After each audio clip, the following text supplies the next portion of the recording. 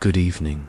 Tonight, we journey into the blood-soaked battlefields of Europe, where one man's genius and ambition carved his name into history with the blade of a sword and the thunder of cannons. Napoleon Bonaparte, a Corsican artillery officer, who rose to become Emperor of France, unleashed a storm of warfare that would consume an entire continent for over 2 decades. Through brilliant tactical innovations and ruthless determination, he fought battles so intense, so strategically revolutionary, and so devastatingly brutal that they still echo through the corridors of military academies and the pages of history books today. This is the story of how Napoleon Bonaparte reshaped the very nature of warfare and nearly conquered all of Europe through the most insane battles the world had ever witnessed. Before we march into the battlefield of history, leave a comment telling me which country you are watching from and what time it is right now. I always love seeing how history connects people across different places and times, just as Napoleon's campaigns once connected the fate of nations across this same world we share today. The year was 1769, when Napoleon Bonaparte was born on the Mediterranean island of Corsica, just 1 year after France had purchased the island from the Republic of Genoa. This timing would prove prophetic, for Napoleon would spend his entire life caught between worlds, between the old aristocratic order and the revolutionary new, between the romance of Italian culture and the pragmatism of French military doctrine. As a young boy, Napoleon was sent to military school in mainland France, where his Corsican accent and relatively humble origins made him an outsider among the sons of French nobility. But what he lacked in social standing, he more than compensated for with an voracious appetite for learning. He devoured books on military history, studying the campaigns of Alexander the Great, Julius Caesar, and Frederick the Great, with the intensity of a scholar and the practical mind of a future general. By the age of 16, Napoleon had graduated from the prestigious École Militaire in Paris as a second lieutenant in the artillery. Artillery, at this time, was considered the most technical and intellectually demanding branch of the military, while cavalry officers were often chosen for their noble birth and infantry officers for their bravery. Artillery officers needed to understand mathematics, physics, and engineering. They had to calculate trajectories, understand the metallurgy of cannons, and coordinate complex logistics. For Napoleon, this technical foundation would become the bedrock of his revolutionary approach to warfare. The French Revolution erupted in 1789, and with it came unprecedented opportunity for a young, ambitious officer. The old system that had promoted men based on birth rather than merit crumbled almost overnight. Suddenly, talent and dedication could propel a man to heights previously reserved for the nobility. Napoleon seized this moment with both hands.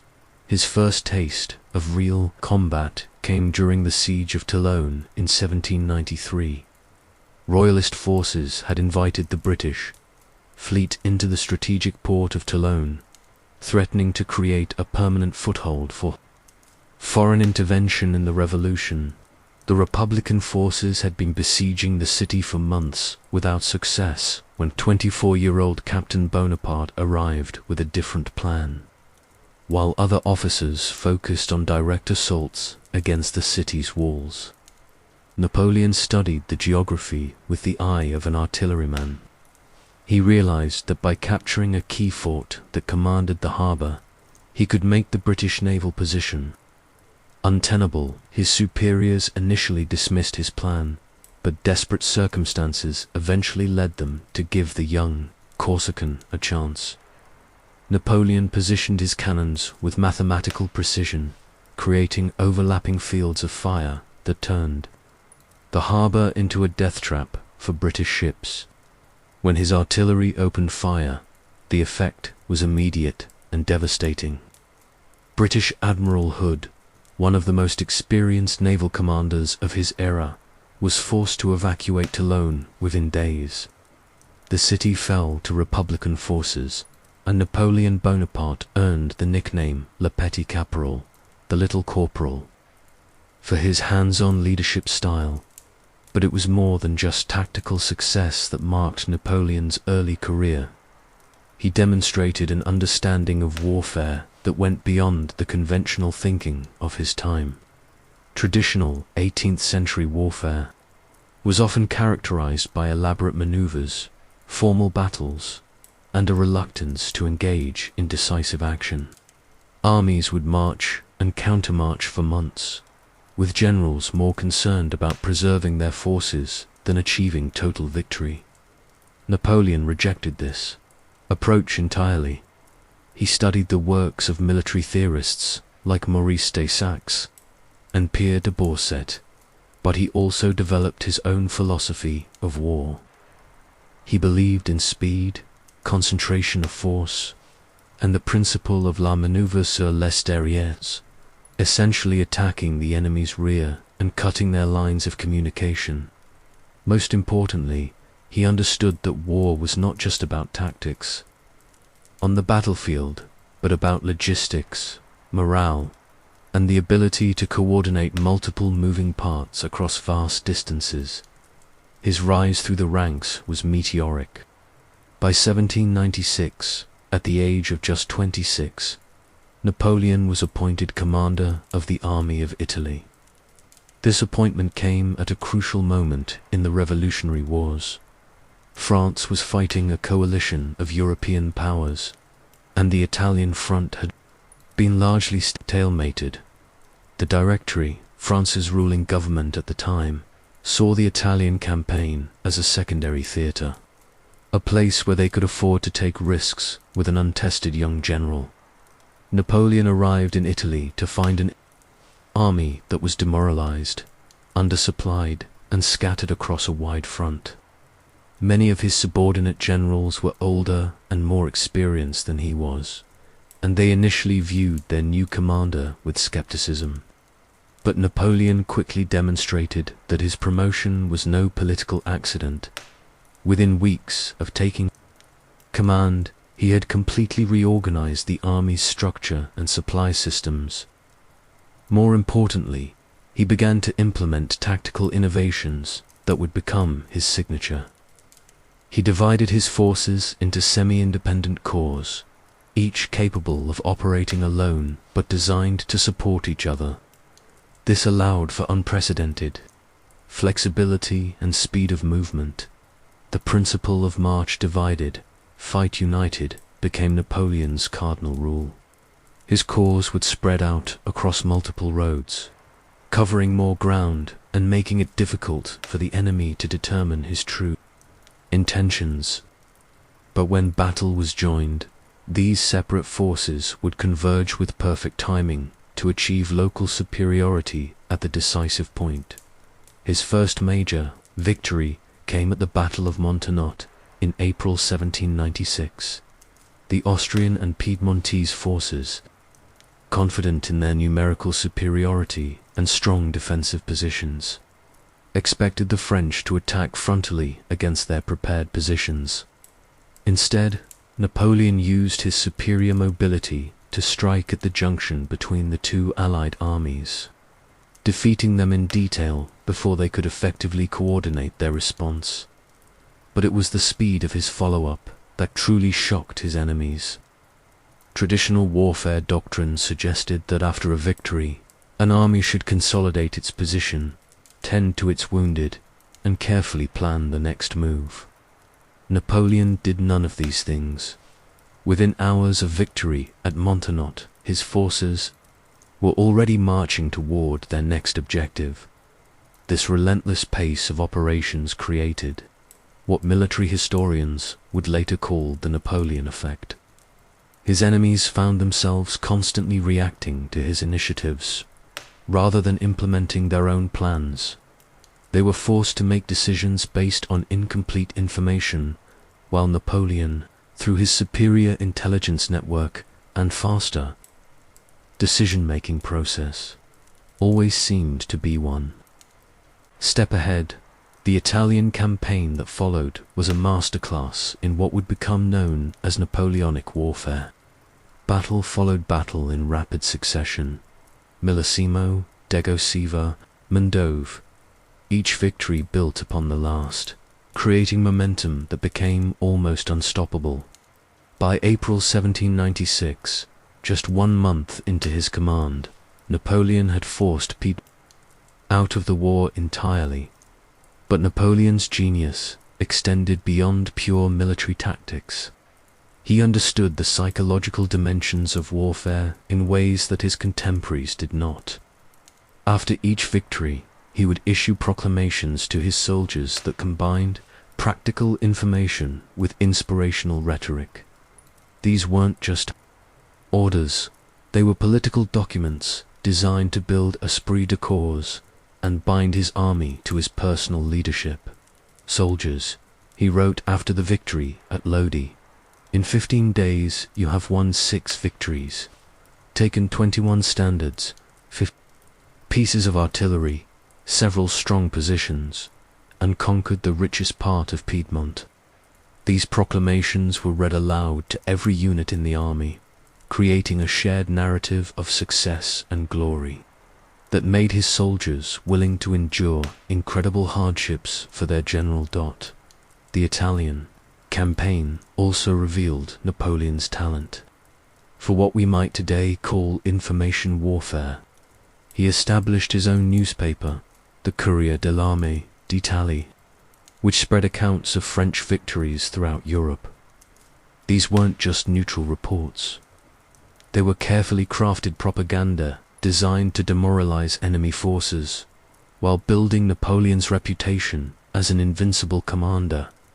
By 1797, Napoleon had completely transformed the strategic situation in Italy. The Austrian forces, led by some of the most experienced generals in Europe, had been pushed back beyond the Alps. Venice, neutral for centuries, had been occupied. The Pope had been forced to negotiate a humiliating peace treaty. Most importantly for the future of Europe, Napoleon had demonstrated that the old rules of warfare no longer applied. The Treaty of Campo Formio, which ended the Italian campaign, was negotiated personally by Napoleon rather than by civilian diplomats. This was almost unprecedented in European diplomatic practice, but it established a pattern that would define Napoleon's entire career. He had become not just a military commander, but a political force in his own right. When Napoleon returned to Paris in 1797, he was greeted as a conquering hero. But he was also viewed with suspicion by the Directory, who recognized that this young general had become too powerful to easily control. It was during this period that Napoleon began to develop his broader vision for France and Europe, a vision that would require not just military success, but political transformation on a scale not seen since the fall of the Roman Empire. The Egyptian campaign of 1798 to 1799 would further cement Napoleon's reputation, while also revealing some of the limitations of his approach. The campaign was conceived as much for political as military reasons. The Directory wanted to strike at British interests in the Mediterranean while also removing the increasingly powerful Napoleon from the domestic political scene. The Egyptian expedition was unprecedented in its scope and ambition. Napoleon assembled not just an army, but an entire floating civilization. Alongside 35,000 soldiers and sailors, he brought 167 scholars, scientists, and artists. This wasn't just a military expedition. It was an attempt to recreate Alexander the Great's conquest of the East, complete with cultural and scientific objectives. The military aspects of the Egyptian campaign showcased both Napoleon's strengths and his limitations. His victory at the Battle of the Pyramids in July 1798 demonstrated his ability to adapt European tactics to entirely different conditions. Facing the Mamluk cavalry, some of the finest horsemen in the world, Napoleon formed his infantry into massive squares with artillery at the corners. The result was a devastating victory that opened the road to Cairo. But the Egyptian campaign also revealed the dangers of Napoleon's strategic overreach. When Admiral Horatio Nelson destroyed the French fleet at the Battle of the Nile, Napoleon's army was effectively stranded in Egypt. The subsequent siege of Acre, where Napoleon failed to capture a small fortress defended by a determined garrison, showed that his tactical genius could be frustrated by determined resistance and superior defensive positions. More ominously, the Egyptian campaign saw the first clear evidence of Napoleon's willingness to use extreme brutality when his plans were frustrated. When the garrison of Jaffa surrendered after Napoleon had promised them safe passage, he ordered the execution of nearly 3,000 prisoners, claiming that he lacked the resources to guard them properly. This decision would haunt his reputation and provide his enemies with propaganda ammunition for years to come. The Egyptian campaign ended when Napoleon abandoned his army and returned to France in 1799. By this time, the Directory was collapsing under the weight of military defeats and economic crisis. Napoleon arrived in Paris at the perfect moment to seize power through the coup of 18. Brumaire, the coup itself, was almost bungled through Napoleon's political inexperience, but it succeeded in establishing him as first consul of France. For the first time in his career, Napoleon held both military and political power. He could now implement his vision for warfare and statecraft without interference from civilian authorities who didn't understand his methods. As first consul, Napoleon began the systematic reorganization of French society that would become known as the Napoleonic Revolution. The Concordat with the Catholic Church, the Napoleonic Code, the reorganization of education and administration. All of these domestic reforms were designed to create the stable foundation necessary for sustained military expansion. But it was in the realm of military organization that Napoleon's reforms were most revolutionary. He created the Grande Armée, a military machine unlike anything Europe had ever seen. The corps system that he had tested in Italy was refined and systematized. Each corps was essentially a miniature army, capable of independent operations, but designed to coordinate with other corps through a unified command structure. The Grande Army was also notable for its meritocratic officer corps. Promotion was based on performance rather than birth, creating a level of professionalism and dedication that was impossible to achieve under the old aristocratic system. Napoleon famously declared that every soldier carried a marshal's baton in his knapsack, and he proved it by promoting men like Michel Ney and Joachim Murat from the ranks to positions of supreme command. The logistical innovations of the Grande Army were equally important. Napoleon created a supply system that combined foraging with organized depots, allowing his armies to move faster and farther than their enemies thought possible.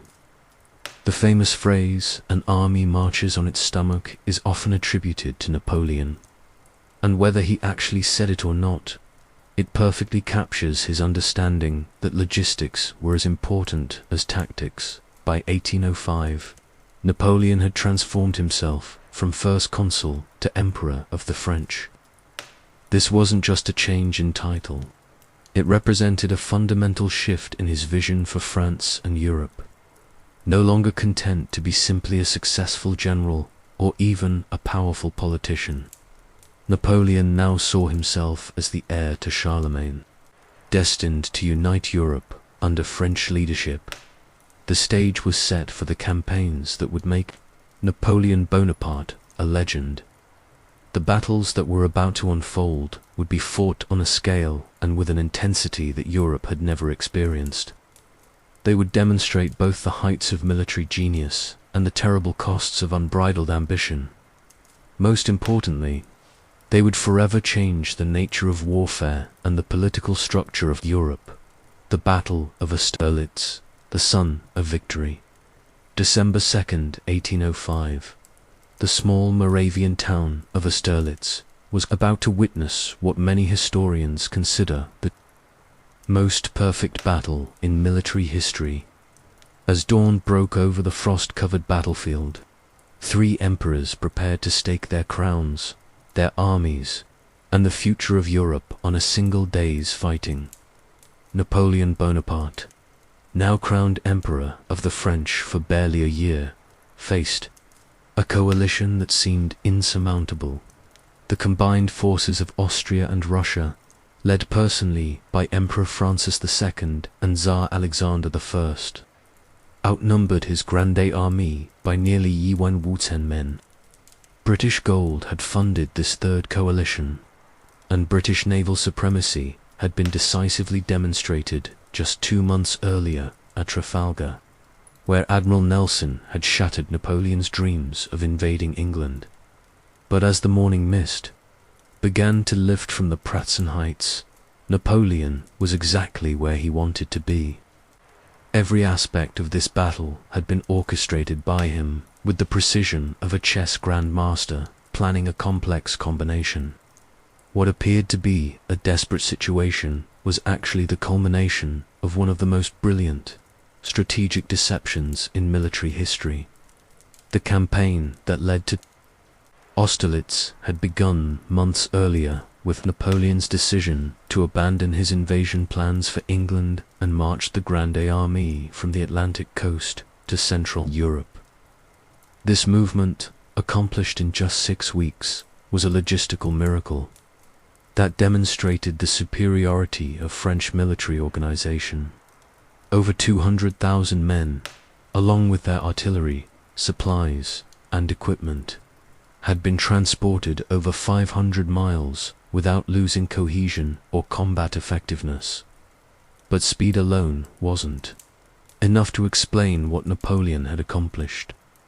The Grande Armée that marched from the English Channel to the Danube was the product of years of careful planning and preparation. Each of the 7 corps was commanded by one of Napoleon's marshals, men who had proven themselves in the crucible of battle and who understood their emperor's methods intimately. Marshal Joachim Murat led the cavalry reserve, a force of over 22,000 horsemen that gave Napoleon unprecedented strategic mobility. Marshal Nicholas Soult commanded the 4th Corps, which would play the crucial role at Austerlitz. Marshal Jean Lannes led the 5th Corps, whose aggressive attacks had become legendary throughout Europe. Each of these commanders was not just following orders. They were implementing their part of a coordinated plan that existed in perfect detail in Napoleon's mind. The strategic situation that Napoleon faced in October 1805 seemed almost hopeless. The Austrian general Karl Mack had positioned a large army at Ulm, blocking the French advance into Germany. A Russian army under General Kutuzov was marching west to link up with the Austrians. British subsidies were financing a vast coalition that included not just Austria and Russia, but potentially Prussia and other German states. Traditional military wisdom suggested that Napoleon should take a defensive position and wait for his enemies to come to him. Instead, he chose to implement one of the most audacious strategic plans. In military history, he would use the superior mobility of the Grande Armée to defeat his enemies in detail, attacking each coalition army before they could unite. The Ulm campaign that preceded Austerlitz was a masterpiece of maneuver warfare. While Mack expected the French to attack him frontally, Napoleon instead swept around the Austrian positions in a vast, enveloping movement. 7 French corps advanced on separate routes, creating what Napoleon called La Manœuvre sur les derrières. By the time Mack realized what was happening, his army was completely surrounded. The surrender of Mack's army at Ulm on October 20th, 1805, eliminated 50,000 Austrian troops without a major battle. But Napoleon knew that this victory, impressive as it was only the beginning. The main coalition army, combining Austrian and Russian forces under the overall command of Tsar Alexander I, was still intact and marching toward him. This is where Napoleon's genius for psychological warfare became apparent. Instead of pursuing the retreating coalition forces immediately, he began a carefully orchestrated campaign of deception. He ordered his forces to fall back from advanced positions, creating the impression that the French were demoralized and retreating. He sent envoys to the Allied commanders suggesting his willingness to negotiate, implying that he recognized his hopeless position. Most brilliantly, Napoleon abandoned the commanding Prussian heights near Austerlitz, allowing the coalition forces to occupy this key terrain feature. To any military observer, this seemed like a terrible mistake. The Prussian heights dominated the entire battlefield, and holding them should have given the Allies an insurmountable advantage. But Napoleon's retreat was entirely calculated. He wanted the coalition armies to occupy the Prussian heights because it fit perfectly into his battle plan. By drawing the Allies onto this elevated position, he was actually maneuvering them into a trap that would allow him to fight the battle entirely on his own terms. The night before the battle, Napoleon made his famous walk through the camps of the Grande Armée. This wasn't just a morale-building exercise. It was a final intelligence-gathering mission. By talking to his soldiers, Napoleon could gauge their mood, assess their readiness, and make final adjustments to his plan. What he found was an army that was perfectly prepared for the coming battle. The soldiers of the Grande Armée weren't just professional fighters. They were men who had been forged into a unified force through years of campaigning together. They trusted their emperor absolutely, and they had complete confidence in their ability to defeat any enemy. Private Jean-Baptiste Barres of the 4th Line Infantry later wrote about that night. The emperor passed among us like a father among his children. He spoke to us of the coming battle, not as a desperate gamble, but as a certainty. When he told us that before the sun set tomorrow, we would have won the most glorious victory in the history of France, we believed him completely. As dawn broke on December 2nd, the anniversary of Napoleon's coronation, the battle began with what appeared to be a massive Allied assault on the French right flank. The Russian and Austrian forces, following a plan developed by the Austrian General Weber, attacked down from the Prussian heights toward the village of Suckelnetz. This attack was exactly what Napoleon had hoped for. By committing their main force to an assault on his deliberately weakened right flank, the Allies were stripping troops away from the center of their line. The Prussian heights, which had seemed like such a strong position, were being emptied of defenders. Napoleon waited until he could see through his telescope that the Allied center had been sufficiently weakened. Then, at approximately 9 a.m., he gave the order that would decide the battle. One sharp blow and the war is over. Marshal Soult's, the 4th Corps, which had been hidden in a valley below the Prussian heights, suddenly emerged from the morning mist and attacked straight up the heights. The remaining Allied defenders, mostly Austrian troops who had been left behind when the Russians advanced towards Suckelnitz, were completely surprised by this assault. The attack up the Prussian heights was one of the most perfectly executed tactical maneuvers in military history. Soult's infantry advanced in perfect order, with artillery support that had been positioned during the night to to provide exactly the right combination of firepower and mobility. Within 2 hours, the French had completely captured the central position that the Allies had thought was impregnable. But capturing the Prussian heights was only the first part of Napoleon's plan. Once Soult's corps held the central position, they wheeled to attack the Allied forces that were still engaged with the French right flank. This created a massive pincer movement that trapped thousands of coalition soldiers in a rapidly shrinking pocket. The psychological effect of this maneuver was devastating. The Allied soldiers, who had begun the day confident of victory, suddenly found themselves surrounded and cut off from their retreat routes. Many units simply disintegrated as soldiers threw down their weapons and fled. The final phase of the battle took place around the frozen ponds near the village of Sachon. Thousands of Russian soldiers, retreating in panic from the collapsed left flank, attempted to cross the ice-covered Sachon ponds. Napoleon ordered his artillery to target the ice, creating a scene of indescribable horror as men and horses plunged through the broken surface into the freezing water below. Private Franz Xaver Wimmer of the Austrian 4th Infantry Regiment later described the scene. The screams of the drowning men echoed across the battlefield like the voices of the damned. We who had marched out that morning as proud soldiers of the Habsburg Empire found ourselves fleeing like beaten dogs, our formation shattered, our officers dead or missing, our colors lost. By 4 p.m., the Battle of Austerlitz was over.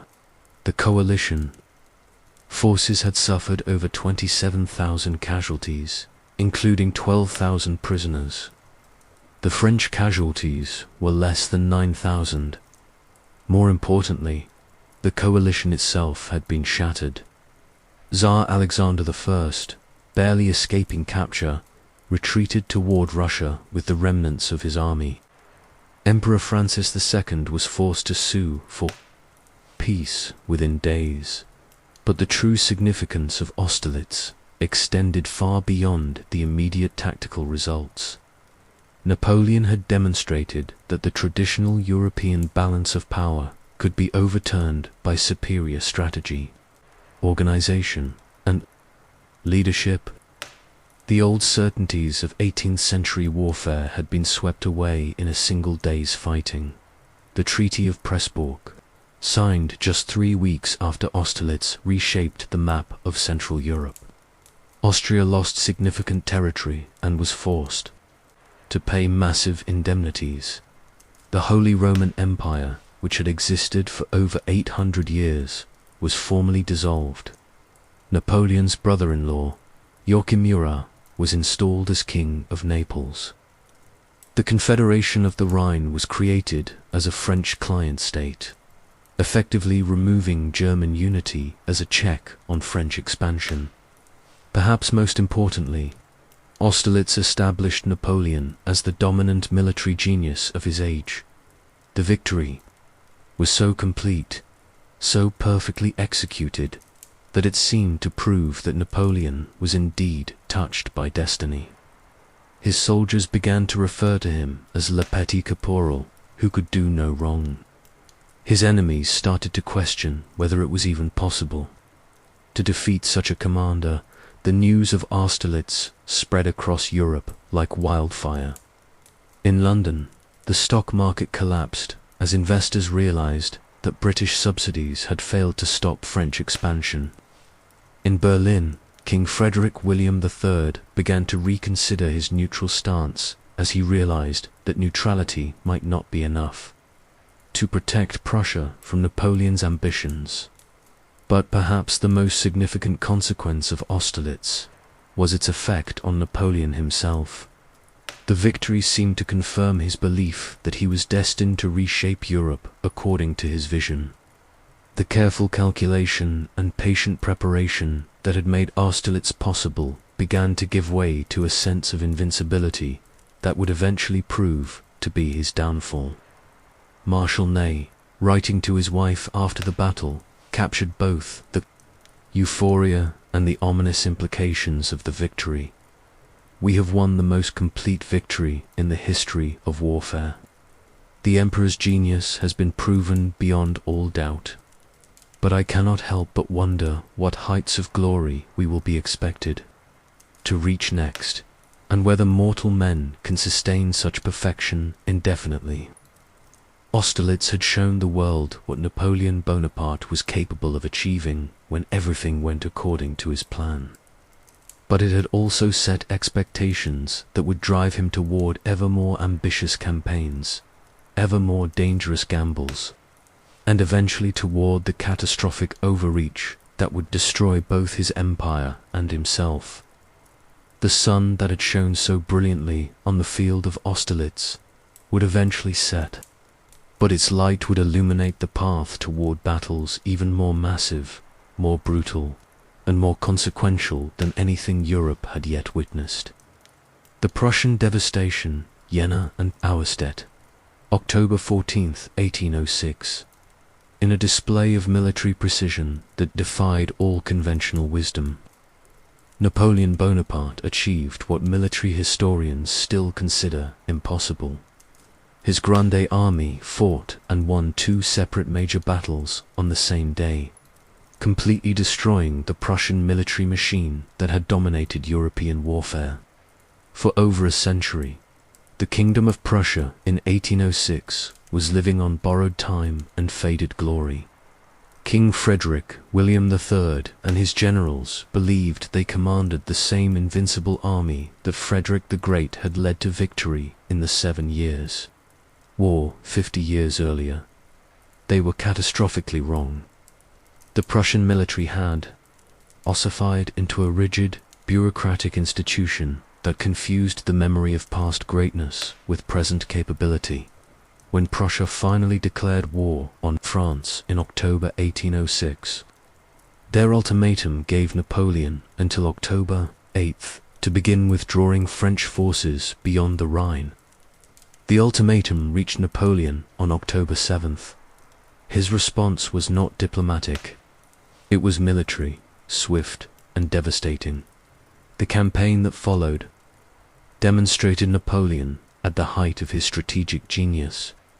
In just 19 days, he would march the Grande Armée from the Rhine to Berlin, fight 2 decisive battles, capture the Prussian capital, and effectively eliminate Prussia as a major European power. It was blitzkrieg a century before the term was invented. Napoleon's strategic situation at the beginning of the campaign seemed almost routine by his standards. He faced a Prussian army of approximately 130,000 men commanded by the Duke of Brunswick, one of the most respected generals in Europe. Supporting the Prussians were Saxon forces and the promise of Russian reinforcements. On paper, the forces were roughly equal, but numbers told only part of the story.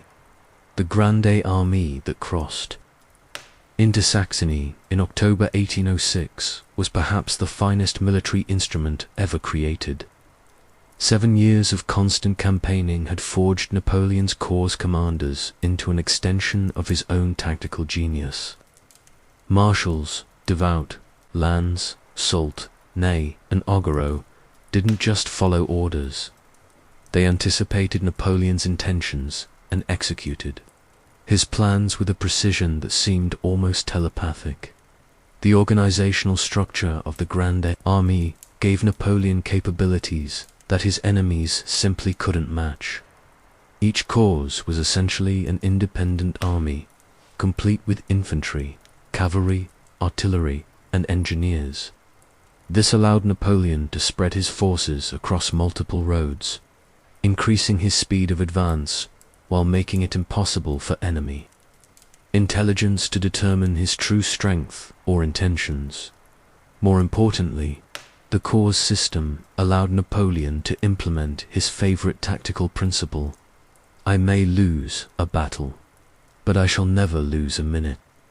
While Prussian generals were still conducting reconnaissance and calling staff meetings, French corps were already moving to contact and developing the tactical situation through aggressive action. The Prussian response to Napoleon's invasion revealed the fatal weaknesses in their military system. The Duke of Brunswick, following the methodical approach that had worked against 18th century opponents, attempted to concentrate his forces slowly and deliberately. He wanted to choose the perfect defensive position and force Napoleon to attack him at a disadvantage. This approach might have worked against a conventional opponent, but Napoleon was anything but conventional. Instead of obliging Brunswick by attacking his prepared positions, Napoleon used the superior mobility of the Grande Armée to maneuver around the Prussian flanks. By October 10th, French forces had advanced so rapidly that they were actually behind the main Prussian army, threatening their lines of communication with Berlin.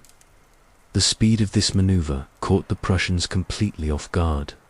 General Gerhard von Scharnhorst, one of the few Prussian officers who understood the revolution in warfare that Napoleon represented, wrote frantically to his superiors, "We are facing an enemy who moves twice as fast as we do and thinks 3 times as quickly.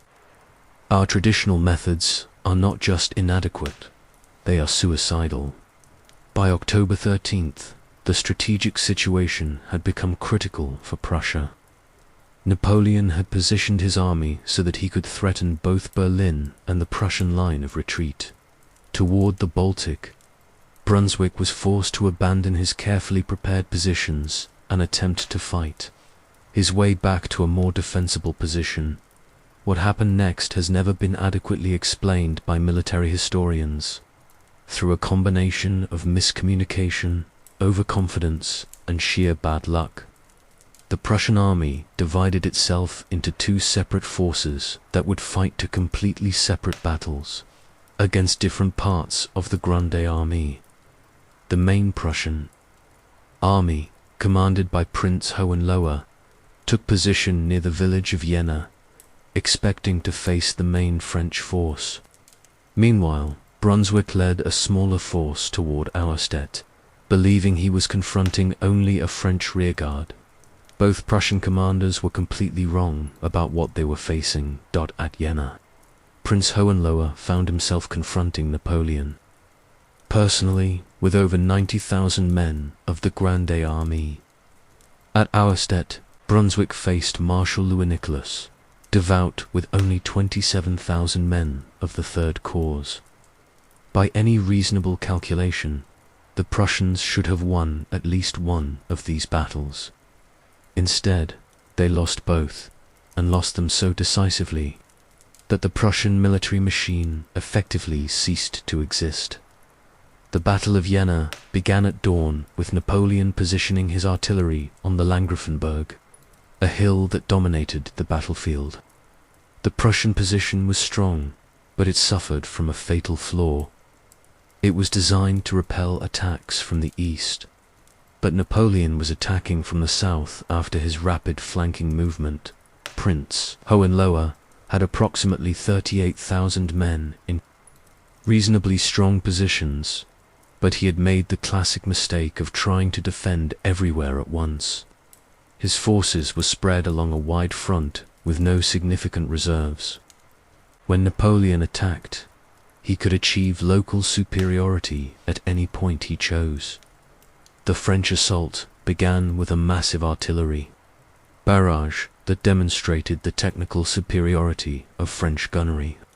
Napoleon had concentrated over 70 cannons on the Landgrafenberg, creating a crossfire that made the Prussian positions untenable.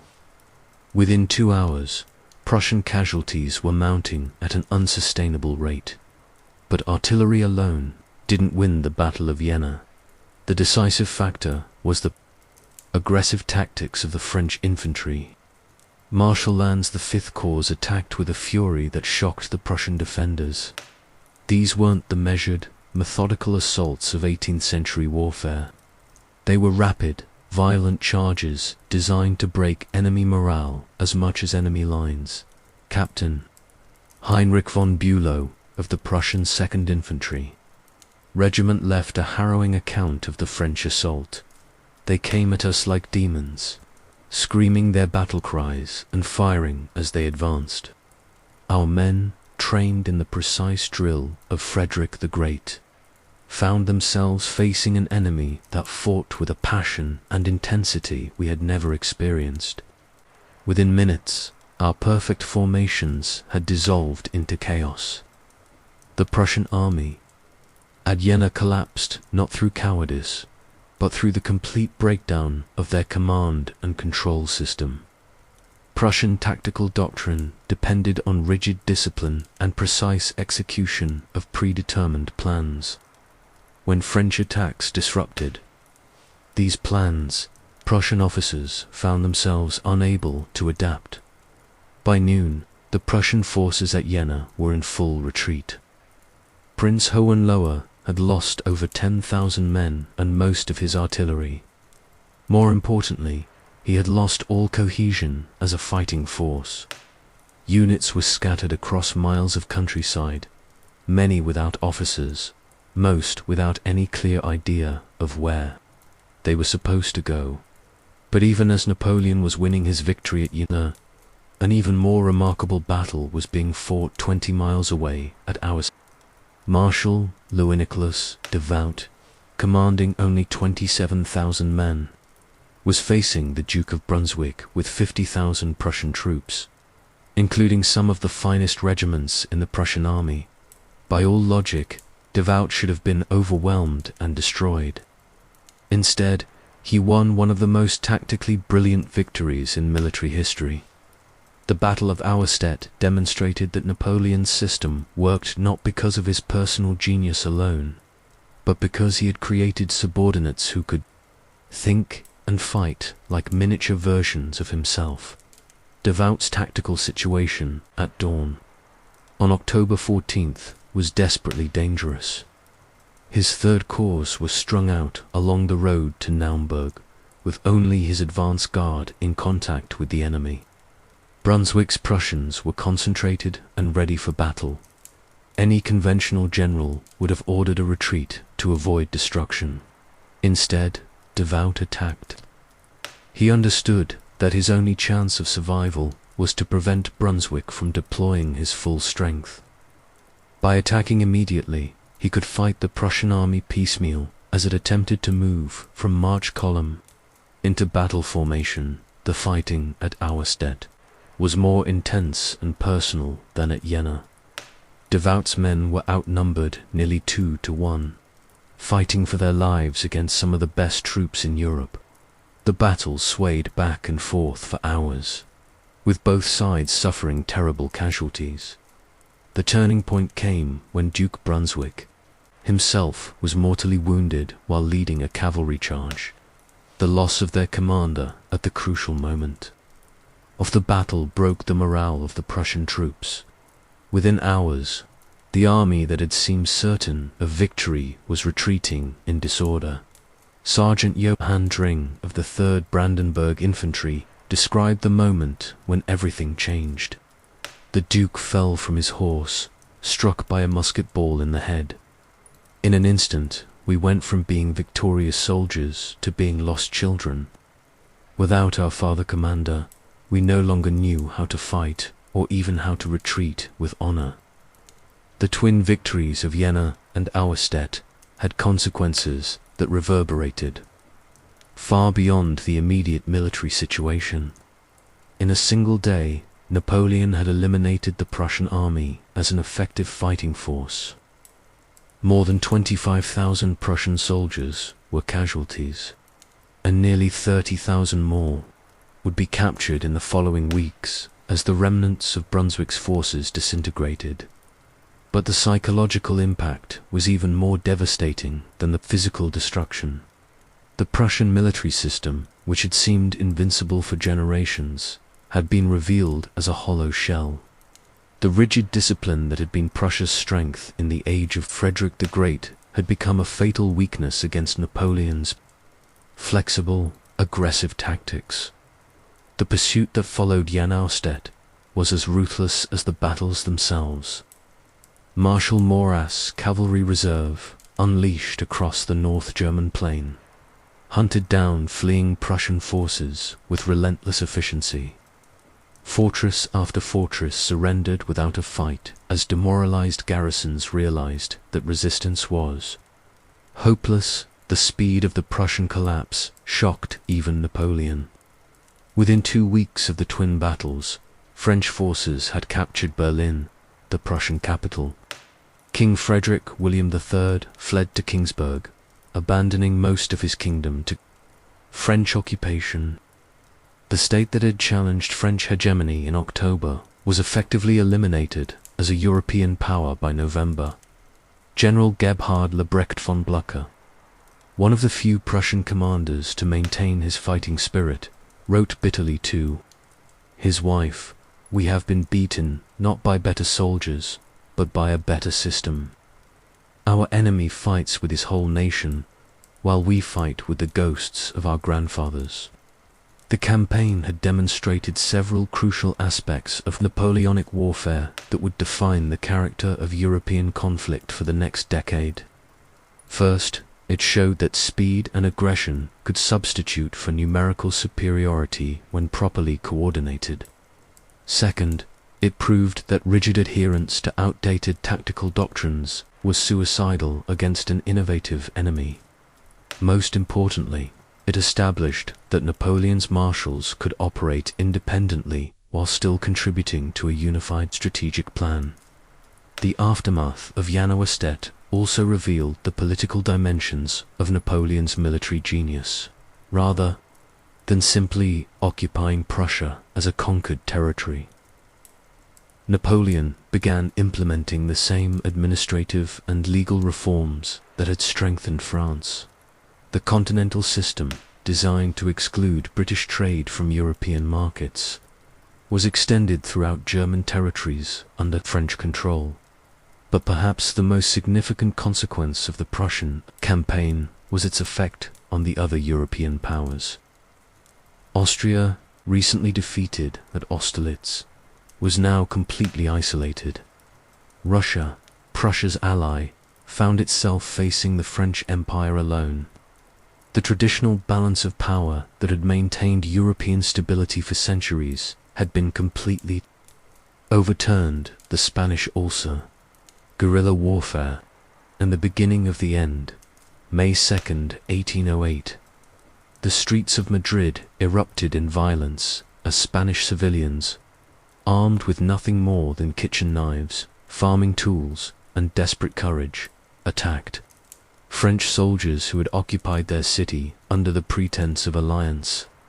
This spontaneous uprising would mark the beginning of what Napoleon himself would later call the Spanish ulcer, a conflict that would drain French resources, tie down hundreds of thousands of troops, and introduce Europe to a new and terrible form of warfare, the guerrilla. The Spanish intervention represented a fundamental shift in Napoleon's strategic thinking. For the first time in his career, he was not responding to enemy aggression or defending French interests against a hostile coalition. Instead, he was initiating a war of conquest against a nation that had been France's ally, driven by his vision of a unified Europe under French leadership. The origins of the Spanish conflict lay in Napoleon's growing frustration with the limitations of traditional diplomacy. The continental system, his economic weapon against British trade, required the cooperation of all European powers to be effective. Portugal, Britain's oldest ally, refused to comply with the system, providing British merchants with a crucial foothold on the European continent. Napoleon's initial plan seemed straightforward: march French troops through Spain to occupy Portugal, forcing the Portuguese to join the continental system.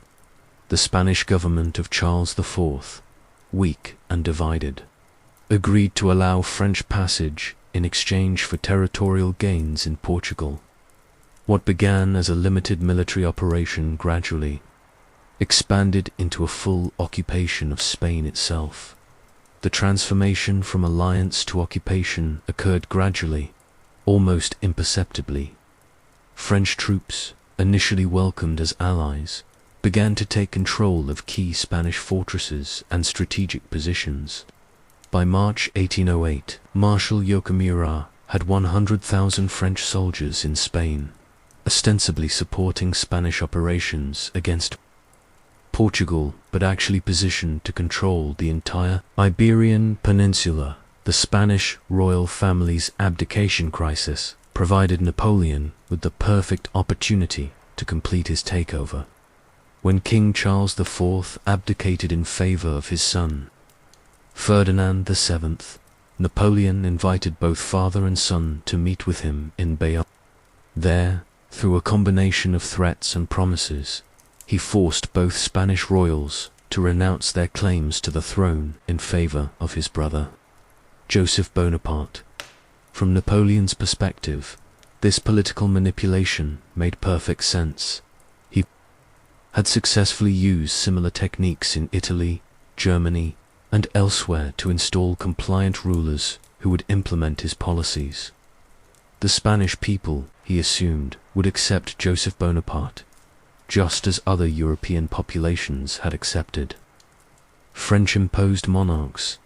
This assumption proved to be Napoleon's most catastrophic miscalculation. The Spanish people's reaction to the installation of Joseph Bonaparte was immediate, violent, and uncompromising. Unlike the political elites of other European nations, who often collaborated with French occupation for personal advantage, Spanish resistance came from the bottom up, from peasants, priests, and urban workers who had nothing to gain from cooperation. The uprising that began in Madrid on May 2, 1808, was unlike anything French forces had previously encountered. These weren't organized military units following conventional tactics. They were ordinary people fighting with desperate fury against foreign occupation. Women threw boiling oil from windows onto French soldiers below. Children carried messages between resistance groups. Elderly men used ancient hunting rifles to snipe at French patrols. Marshal Murat's response to the Madrid uprising was swift and brutal.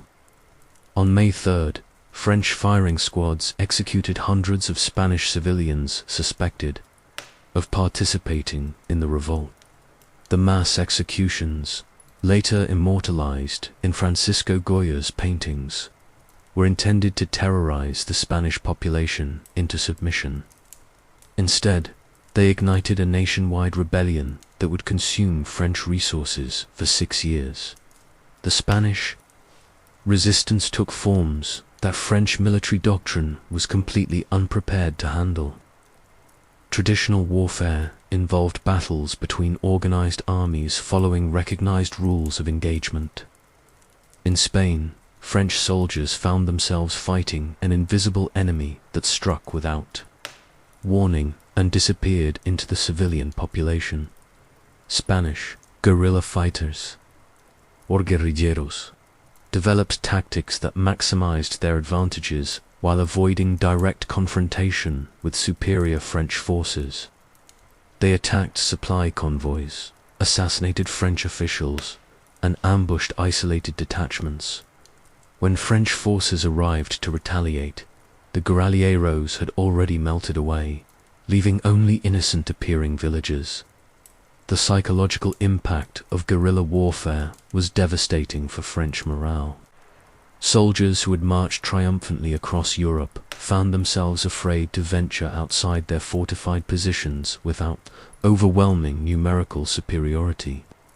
Every Spanish civilian became a potential enemy. Every village might conceal an ambush. Captain Jean-Baptiste Marbot of the 7th Hussars wrote to his sister about the nightmarish conditions. "We are not fighting an army, but an entire people. The enemy is everywhere and nowhere. A peasant who bows respectfully as we pass may be the same man who cuts the throat of our sentries at night." we sleep with loaded weapons and wake to find our comrades dead in ways that no honorable soldier should die. The Spanish Church played a crucial role in organizing and legitimizing resistance to French occupation. Spanish priests, deeply opposed to the anti-clericalism of the French Revolution, declared the war against Napoleon a religious crusade. They preached that killing French soldiers was not just patriotic but holy, transforming guerrilla warfare from banditry into sacred duty. This religious dimension of Spanish resistance created a level of fanaticism that French forces had never encountered. Spanish fighters were willing to accept casualties that would have broken conventional armies, because they believed they were fighting for their eternal souls as well as their earthly freedom.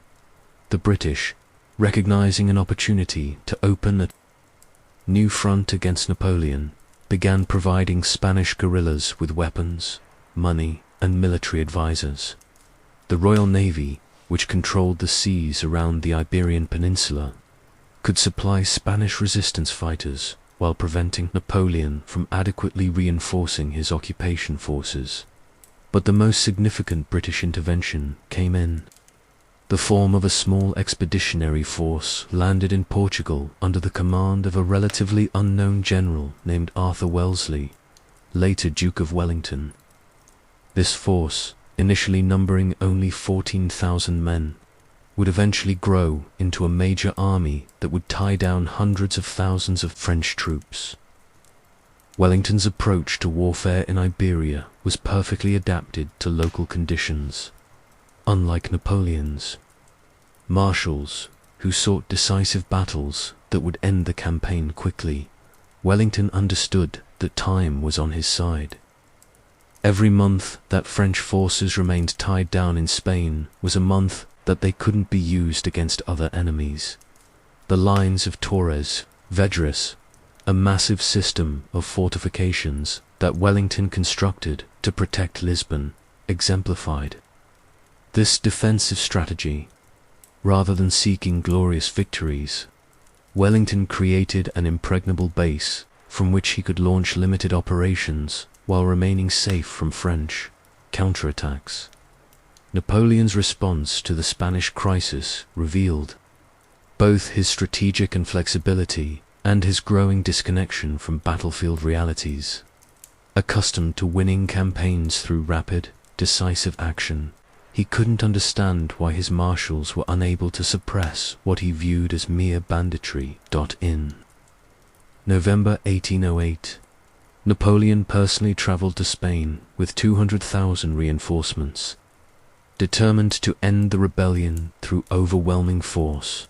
His presence did achieve some tactical successes, including the reoccupation of Madrid and the defeat of several Spanish regular armies. But these victories were meaningless because they didn't address the fundamental problem: how to control a hostile population that refused to accept French rule.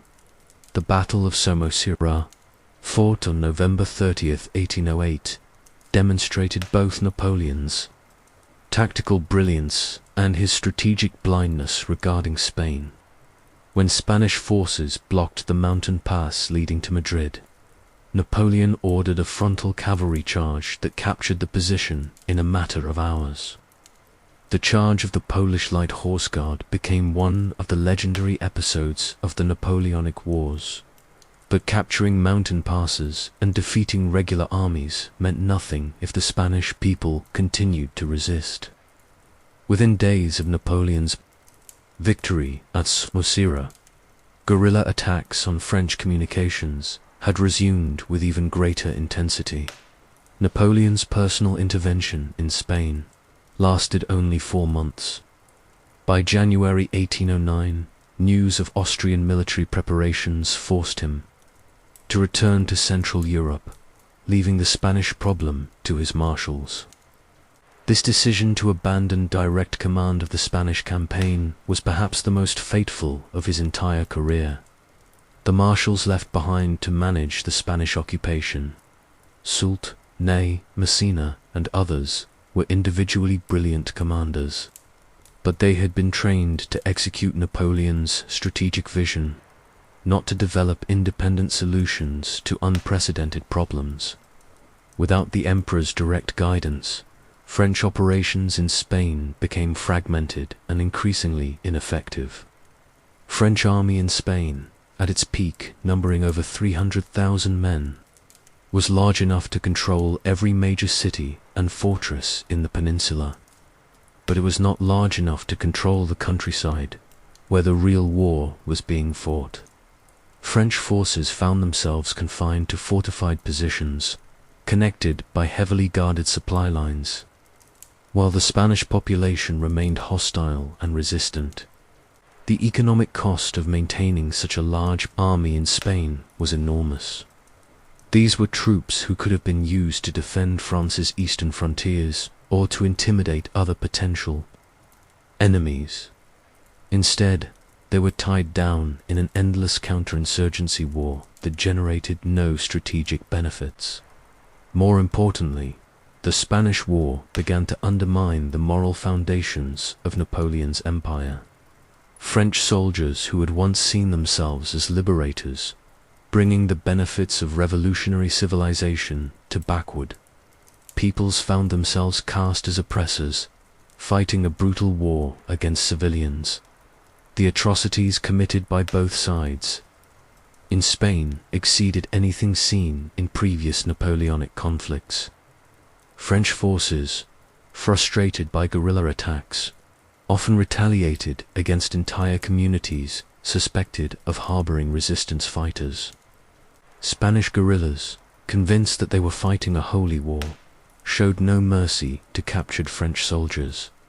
The cycle of violence escalated throughout 1809 and 1810, as both sides adopted increasingly extreme measures. French commanders issued proclamations threatening to execute civilians found with weapons. Spanish guerrilla leaders responded by torturing captured French officers to death. The war had degenerated into a savage struggle where conventional military ethics had completely broken down by 1810. It was becoming clear that the Spanish War was unwinnable under the current French strategy. The occupation required too many troops to maintain, cost too much money to sustain, and provided too few benefits to justify. But Napoleon's prestige had become so tied to success in Spain that he couldn't simply withdraw without admitting a major strategic failure. The Spanish ulcer, as Napoleon termed it, was slowly bleeding the French Empire to death. But even as this realization began to dawn on French leaders, events on other fronts were creating new crises that would ultimately prove even more catastrophic than the Spanish. Rebellion. The Russian gamble into the heart of winter, June 24th, 1812, as dawn broke over the Niemen River. The largest army in human history began crossing into Russian territory. The Grande Armée that Napoleon Bonaparte led into the vastness of the Russian Empire numbered over 600,000 men, drawn from every corner of his European dominion. French veterans marched alongside Polish patriots, German professionals, and Italian volunteers. It was a truly international force, united by loyalty to one man and confidence in his genius for victory. Napoleon himself rode at the head of this massive host, convinced that one decisive campaign would force Tsar Alexander I to return to the continental system and secure French dominance over Europe for generations. The emperor, who had conquered Austria, Prussia, and much of Spain, believed that Russia would fall just as quickly once he demonstrated the futility of resistance to French power. But as this multinational army disappeared into the endless forests and steppes of Russia, they were marching toward a catastrophe so complete, so devastating, that it would shatter Napoleon's empire and change the course of European history forever. The origins of the Russian campaign lay in Napoleon's growing frustration with Tsar Alexander I's gradual withdrawal from the continental system. The economic war against Britain required the cooperation of all European powers to be effective, and Russia's defection threatened to undermine the entire strategy. The relationship between Napoleon and Alexander had once been cordial, even friendly. Their meeting on a raft in the middle of the Niemen River at Tilsit in 1807 had seemed to establish a partnership that would divide Europe between French and Russian spheres of influence, but economic pressures and conflicting ambitions had gradually eroded this alliance. Russian nobles, dependent on agricultural exports to Britain, pressured Alexander to abandon the continental system. The Tsar's decision to allow neutral ships to trade with Britain through Russian ports was a direct challenge to Napoleon's economic strategy. When diplomatic protests failed to change Russian policy, Napoleon began preparing for military action. The army that Napoleon assembled for the Russian campaign was unprecedented in both size and complexity. The corps of 200,000 Frenchmen was supplemented by troops from every nation in Napoleon's alliance system. Poles hoped that victory over Russia would lead to the restoration of their independent kingdom.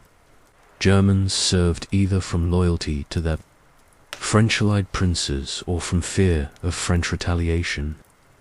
Italians, Dutchmen, and even Spaniards were represented in this massive force. The logistical challenges of moving and supplying such an enormous army were staggering. Napoleon's quartermaster general, Pierre Daru, had spent 2 years accumulating supplies along the proposed invasion route. Massive depots were established in Poland and East Prussia, containing everything from ammunition and medical supplies to horseshoes and wagon wheels. But even Napoleon's meticulous planning couldn't fully address the fundamental problem of distance. Russia was simply too vast to conquer using traditional European methods. The distance from the Niemen River to Moscow was over 400 miles, farther than from Paris to Rome. Every mile deeper into Russia stretched French supply lines and increased the army's vulnerability.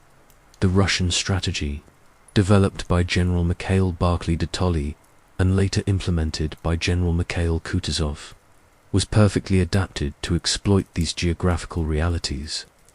Rather than risk their armies in decisive battles against Napoleon's superior forces, the Russians would trade space for time, drawing the Grande Armée deeper into Russia, while avoiding major confrontations. This strategy was psychologically difficult for Russian commanders to implement. Every mile of Russian territory abandoned to the French felt like a defeat, and many Russian generals pressured their commanders to stand and fight. But Barclay de Tolly understood that Russia's vast territory was its greatest weapon against an invader who needed quick victories to maintain his army's morale and supply situation. The invasion began exactly as Napoleon had planned. Russian border forces withdrew rapidly, avoiding contact with the advancing Grande Army. Within 2 weeks, French forces had captured Vilna and were advancing toward Vitebsk. The campaign seemed to be following the same pattern as Napoleon's previous victories in Central Europe, but subtle problems were already beginning to emerge. The rapid advance that had served Napoleon so well in Austria and Prussia was creating logistical nightmares in the vastness of Russia. Supply wagons, struggling along primitive roads in summer heat, couldn't keep pace with the advancing troops. Units began to outrun their supply lines within days of crossing the Russian border. The Russian roads, such as they were, had not been designed to handle the traffic of a 600,000-man army. What appeared as solid highways on French maps turned out to be dirt tracks that became impassable quagmires after summer thunderstorms. Artillery pieces became stuck in mud so deep that entire regiments had to be detailed to extract them. More ominously, the Grande Army was suffering tremendous losses without fighting a single major battle. Disease, particularly typhus, spread by lice-infested soldiers crowded together in unsanitary conditions, began claiming thousands of lives. Horses, essential for cavalry and artillery operations, were dying from exhaustion and inadequate fodder by July 1812, barely a month into the campaign. Napoleon had lost over 80,000 men to disease, desertion, and the rigors of the march. These weren't combat casualties that could be attributed to enemy action. They were losses caused by the fundamental impossibility of maintaining such a large army so far from its supply bases. Captain Cesare de Loggia of the Italian Royal Guard left a harrowing account of the army's condition during this early phase. "We are melting away like snow in spring. Every morning brings fresh graves beside our campsites. The men who began this campaign with such high spirits now march in sullen silence, their eyes fixed on the endless horizon that never seems to bring us closer to our enemy." Napoleon's response to these early difficulties revealed both his strategic genius and his growing disconnection from battlefield realities. Rather than acknowledging the fundamental problems with his invasion plan, he convinced himself that one decisive victory would solve all logistical and morale problems. The opportunity for such a victory seemed to present itself at Smolensk in August 1812.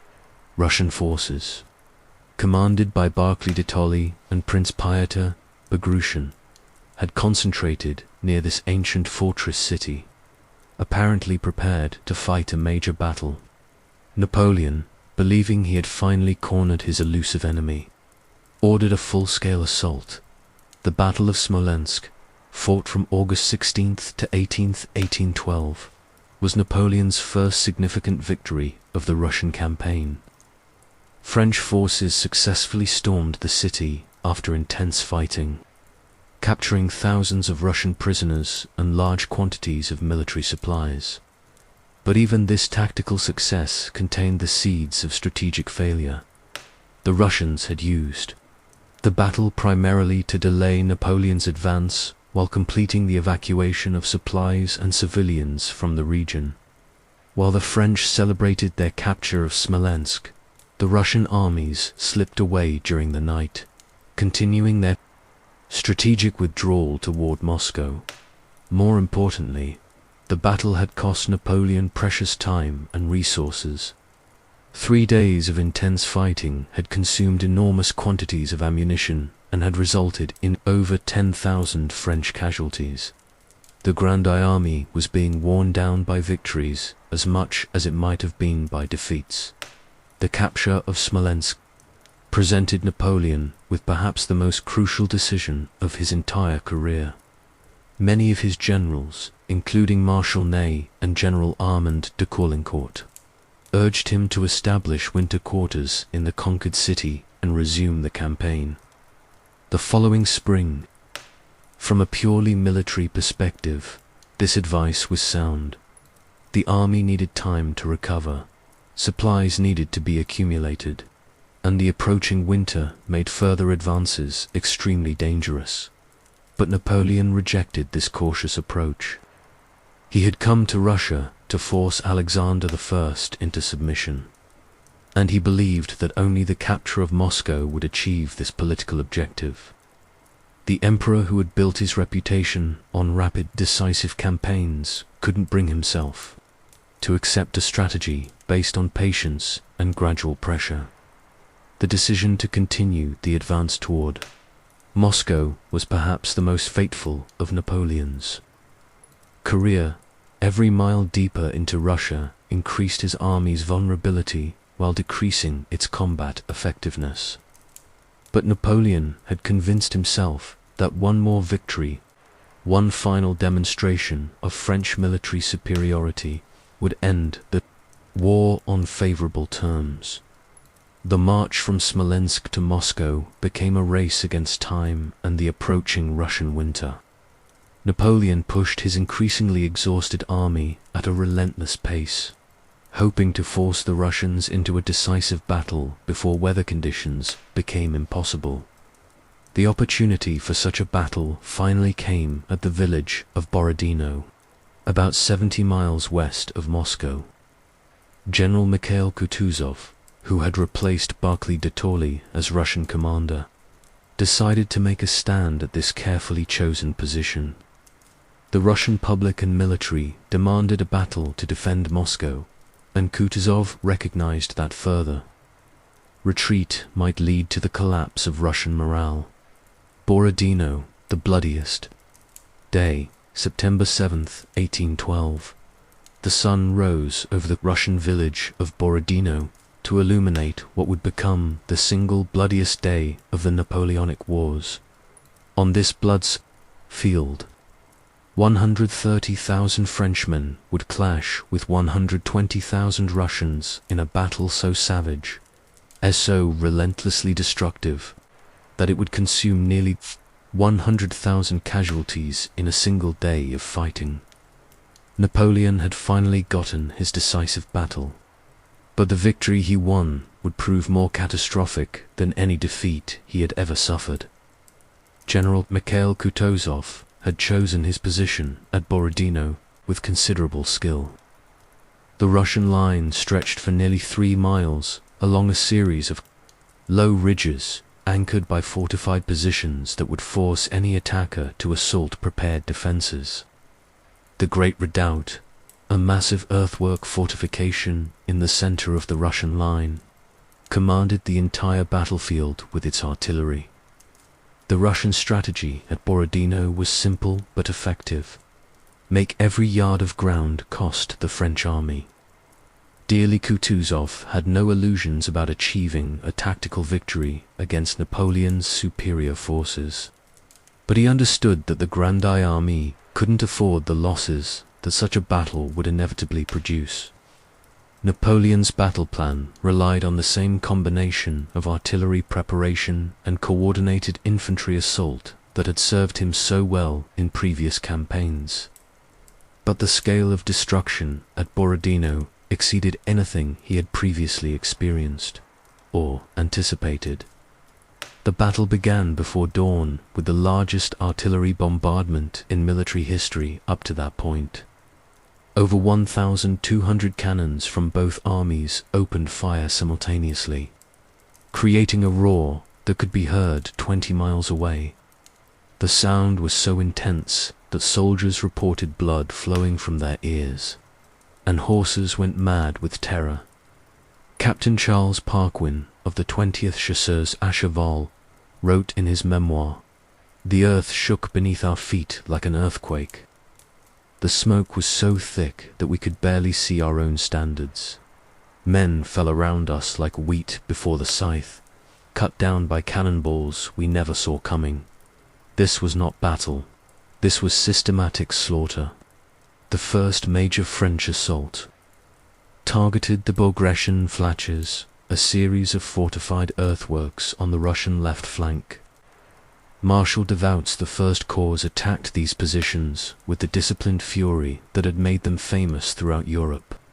But the Russian defenders, fighting for their homeland and their Orthodox faith, met the French assault with equal determination. The fighting for the Bogressian Flatches lasted over 6 hours, with the positions changing hands multiple times. Each assault left hundreds of bodies piled in the muddy trenches.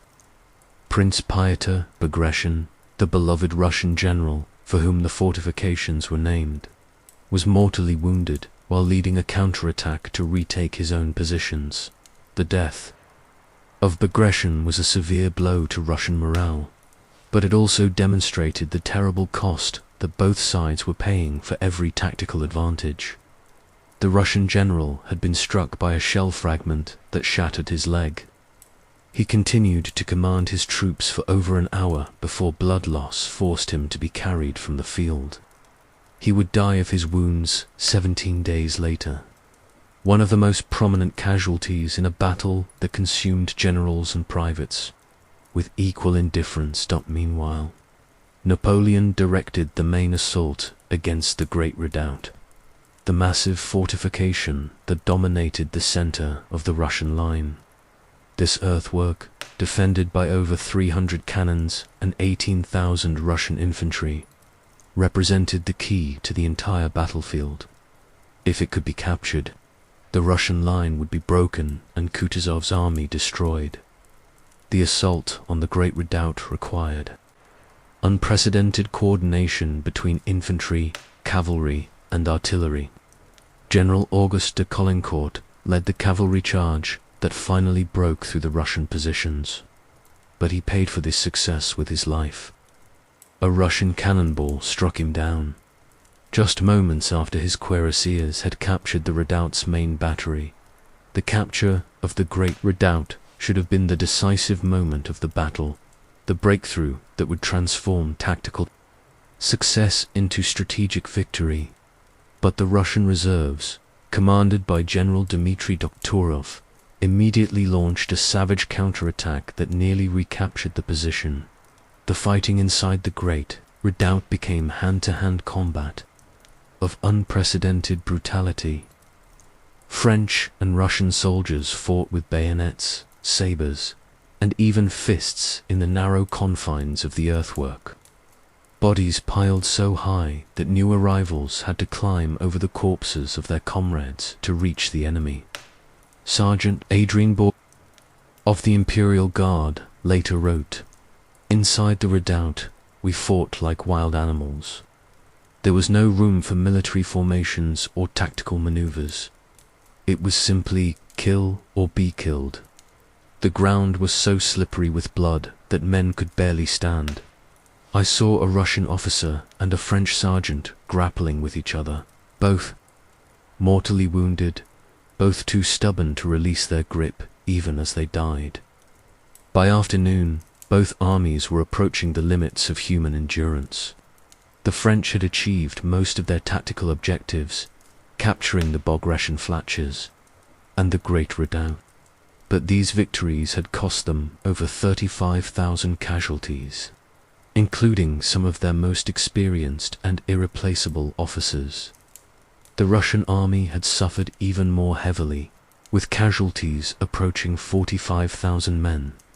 But Kutuzov still held a coherent defensive line, and his remaining forces showed no signs of breaking. More importantly, the Russian commander had achieved his strategic objective. He had made Napoleon pay a terrible price for every yard of Russian soil. The climactic moment of Borodino came when Napoleon had to decide whether to commit his Imperial Guard, the elite reserve that he had held back throughout the day. A final assault by the Guard might have broken the remaining Russian resistance and transformed the costly tactical victory into the decisive strategic success that Napoleon desperately needed. But for perhaps the first time in his career, Napoleon hesitated. The sight of the battlefield, covered with the bodies of 70,000 casualties, may have finally impressed upon him the true cost of his ambitions. When Marshal Ney requested permission to attack with the Guard, Napoleon's response revealed his growing uncertainty. "I will not have my Guard destroyed 800 leagues from Paris." This decision to withhold the Imperial Guard probably saved the elite unit from destruction, but it also ensured that Borodino would remain a Pyrrhic victory rather than the decisive triumph Napoleon needed. The Russian army, though badly mauled, remained intact and capable of further resistance. As darkness fell over the battlefield at Borodino, both armies began the grisly task of counting their losses. The casualty figures were staggering even by the brutal standards of Napoleonic warfare. The French had lost approximately 35,000 men, including 49 generals. The Russians had suffered even more heavily, with casualties totaling around 45,000, including their beloved commander Bagration. But Raw numbers didn't tell the complete story of what had happened at Borodino. The French army that limped away from the battlefield was fundamentally different from the confident force that had crossed the Niemen River 3 months earlier. The cream of Napoleon's veteran officers and NCOs lay buried in Russian soil. The replacements would never match their skill and experience. More importantly, Napoleon had failed to achieve the decisive victory that his strategic situation required. The Russian army, though defeated, had not been destroyed. Kutuzov was already planning his next defensive position, and the path to Moscow, though open, led deeper into the Russian winter that was rapidly approaching. The aftermath of Borodino revealed the hollowness of Napoleon's tactical success. Kutuzov ordered the evacuation of Moscow, depriving Napoleon of the political prize that was supposed to justify the enormous cost of the campaign. When French forces finally entered the ancient Russian capital on September 14th, they found a largely empty city that had been stripped of supplies and would soon be consumed by fires that may have been deliberately set. Napoleon spent 5 weeks in Moscow, waiting for Tsar Alexander I to sue for peace. But the Tsar, bolstered by news of Russian resistance throughout the empire, refused even to acknowledge Napoleon's communications. The emperor, who had dominated Europe for over a decade, found himself trapped in a burning city, commanding an army that was dissolving through disease and desertion. The decision to retreat from Moscow, made on October 19, 1812, marked the beginning of the end of Napoleon's empire. The Grande Army that began the withdrawal still numbered over 100,000 men, but it was already showing signs of the complete collapse that would follow. The retreat from Moscow became one of the greatest military disasters in history. Russian winter, combined with constant harassment by Cossack, cavalry and guerrilla fighters, reduced the once mighty Grande Army to a starving, freezing mob. By the time the survivors crossed back over the Niemen River in December 1812, fewer than 30,000 effective soldiers remained of the 600,000 who had begun the campaign. Napoleon himself abandoned his army in early December, racing back to Paris to deal with political crises at home and to begin raising new forces to defend his empire. The man who had once declared that I may lose a battle, but I shall never lose a minute, left his soldiers to die in the Russian snows while he pursued his own survival. The German liberation, Leipzig, and the Battle of Nations, October 16th to 19th, 1813. The largest battle in European history before the 20th century raged across the fields and villages surrounding the Saxon city of Leipzig.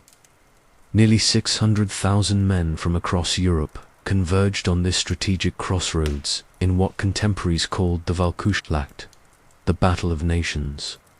For 4 days, the fate of Napoleon's empire hung in the balance as French forces fought desperately against a coalition that included Russians, Austrians, Prussians, and Swedes. This was Napoleon's last opportunity to maintain his dominance over Central Europe. Victory at Leipzig might have preserved his empire and secured favorable peace terms. Defeat would mean the collapse of everything he had built over 2 decades of warfare. When the guns finally fell silent on October 19th, Napoleon's empire lay in ruins, and the road to Paris stood open to his enemies. The campaign that led to Leipzig began in the aftermath of the Russian disaster. Napoleon had returned to Paris in December 1812 to find his empire crumbling on multiple fronts. The Spanish War continued to drain French resources. British subsidies were financing a new coalition, and the German states that had been France's allies were beginning to waver in their loyalty. But perhaps the most immediate threat came from Prussia, where a reform movement led by Gerhard von Scharnhorst and August von Gneisenau had completely rebuilt the Prussian military system. The army that had been humiliated at Jena and Austerlitz had been transformed into a modern, professional force based on universal conscription and merit-based promotion. The Prussian declaration of war in March 1813 was followed by similar declarations from Russia and Austria. For the first time since 1805, Napoleon faced a truly united European coalition with resources that matched or exceeded his own. The Sixth Coalition possessed over 800,000 men in the field, supported by British naval power and unlimited financial resources. Napoleon's response to this crisis demonstrated both his remarkable resilience and his growing strategic blindness. Within 6 months of the Russian disaster, he had raised and equipped a new army of over 400,000 men. This feat of military organization was unprecedented in European history. But the new Grande Armée lacked the experience and quality of the force that had been destroyed in Russia. The spring campaign of 1813 saw Napoleon achieve several tactical victories, including victories at Lutzen and Bautzen. But these successes couldn't disguise the fundamental weakness of his strategic position. Each victory cost him casualties he couldn't afford to lose, while his enemies could afford to trade losses for time. More importantly, Napoleon's political position was deteriorating as rapidly as his military situation. The German states that had provided crucial support for his empire were beginning to defect to the coalition. Bavaria, Württemberg, and Saxony, traditional French allies, were secretly negotiating with coalition representatives. The armistice that followed the Battle of Bautzen in June 1813 gave Napoleon a brief respite, but it also allowed the coalition to complete their preparations for the decisive campaign. Austrian forces under Prince Karl Schwarzenberg joined the coalition, creating an overwhelming numerical advantage that even Napoleon's tactical genius couldn't overcome. When fighting resumed in August 1813, Napoleon found himself facing coordinated attacks from multiple directions. The Trachenberg Plan, developed by coalition strategists, called for avoiding battle with Napoleon personally while attacking his subordinates whenever possible. This strategy recognized that Napoleon remained dangerous when commanding directly, but that his marshals were vulnerable when operating independently. The effectiveness of this approach became apparent almost immediately. Marshal Nicholas Oudinot was defeated at Grossbrunn while attempting to capture Berlin. Marshal Etienne MacDonald suffered a crushing defeat at the Katzbach River. Most significantly, Marshal Michel Ney was defeated at Dennewitz, ending French hopes of breaking the coalition's strategic encirclement.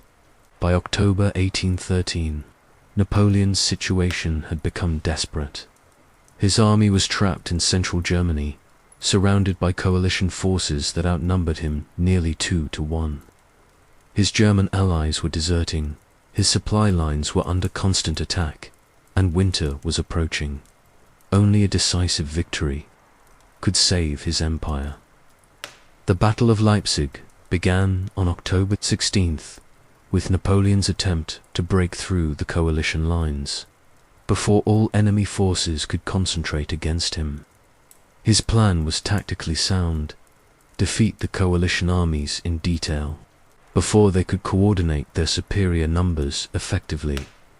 The first day's fighting centered on the villages of Warkow and Liebertwockwitz, where French forces under Marshal Victor and Marshal Murat clashed with Austrian and Russian troops. The battle began with Napoleon's characteristic artillery bombardment, but the coalition forces were better prepared for French tactics than in previous campaigns.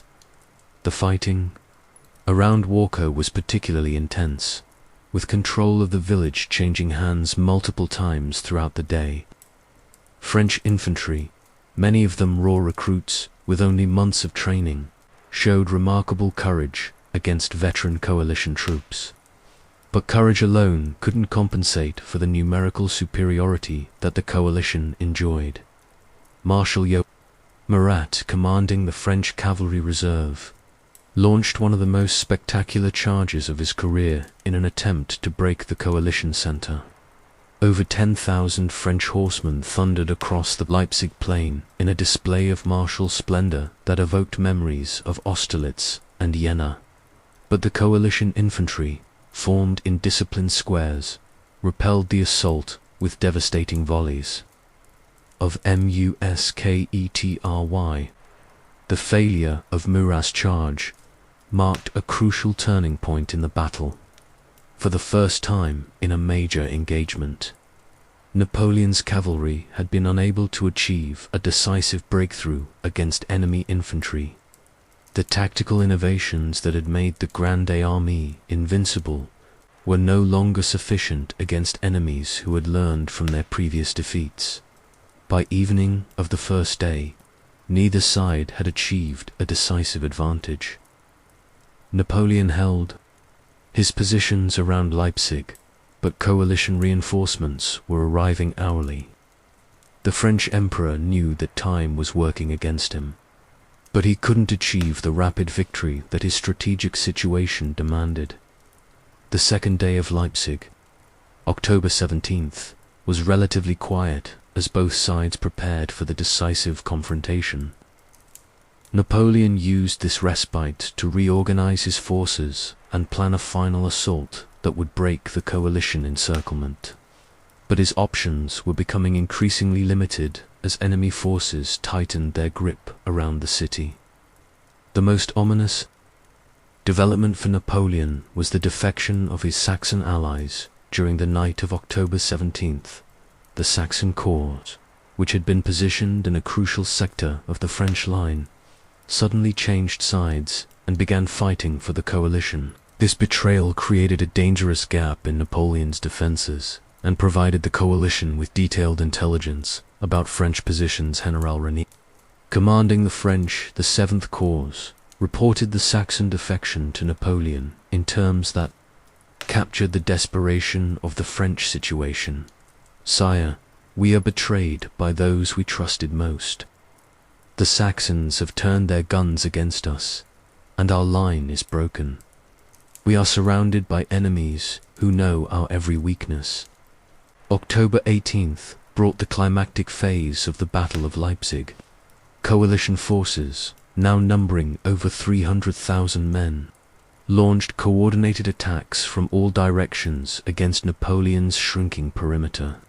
The French emperor, commanding barely 150,000 effective troops, fought with the desperation of a man who knew that defeat meant the end of his empire. The fighting on October 18th reached levels of intensity that shocked even veterans of the Napoleonic Wars. In the suburb of Probstede, French and coalition forces fought from house to house, room to room, in urban combat that prefigured the city fighting of later centuries.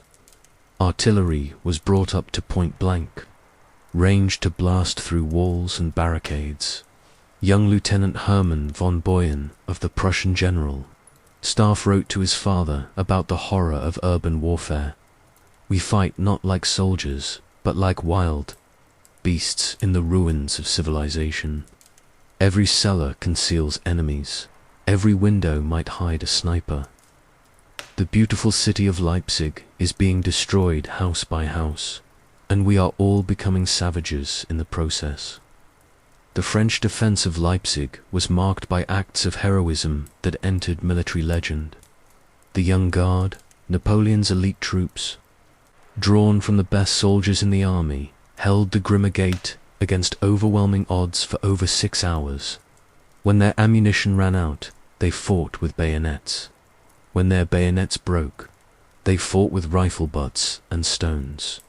But individual heroism couldn't overcome the mathematical certainty of the coalition's numerical superiority. By afternoon of October 18th, French positions throughout Leipzig were crumbling under relentless pressure. Napoleon realized that his army faced complete annihilation if he didn't order an immediate retreat. The French withdrawal from Leipzig began on the evening of October 18th and continued through the morning of October 19th. Napoleon had managed to preserve the core of his army, but the retreat quickly became a disaster when the only bridge across the Ulster River was prematurely blown up by panicked engineers. Thousands of French soldiers were trapped on the wrong side of the river when the bridge exploded. Many drowned attempting to swim across the Ulster. Others were captured by pursuing coalition forces. Marshal Joseph Poniatowski, Napoleon's Polish ally, drowned while attempting to cross the river on horseback, becoming one of the most prominent casualties of the battle.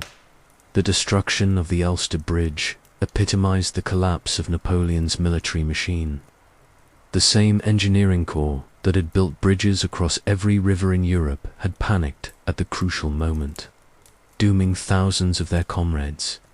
The emperor, who had once boasted that his armies could cross any obstacle found, himself trapped by the premature destruction of a single bridge. The casualty figures from Leipzig were staggering even by Napoleonic standards. The French had lost over 38,000 men killed, wounded and captured, along with most of their artillery and baggage trains. Coalition losses were equally heavy, totaling nearly 54,000 casualties, but they could afford such losses while Napoleon could not. More importantly, Leipzig marked the complete collapse of Napoleon's political position in Germany.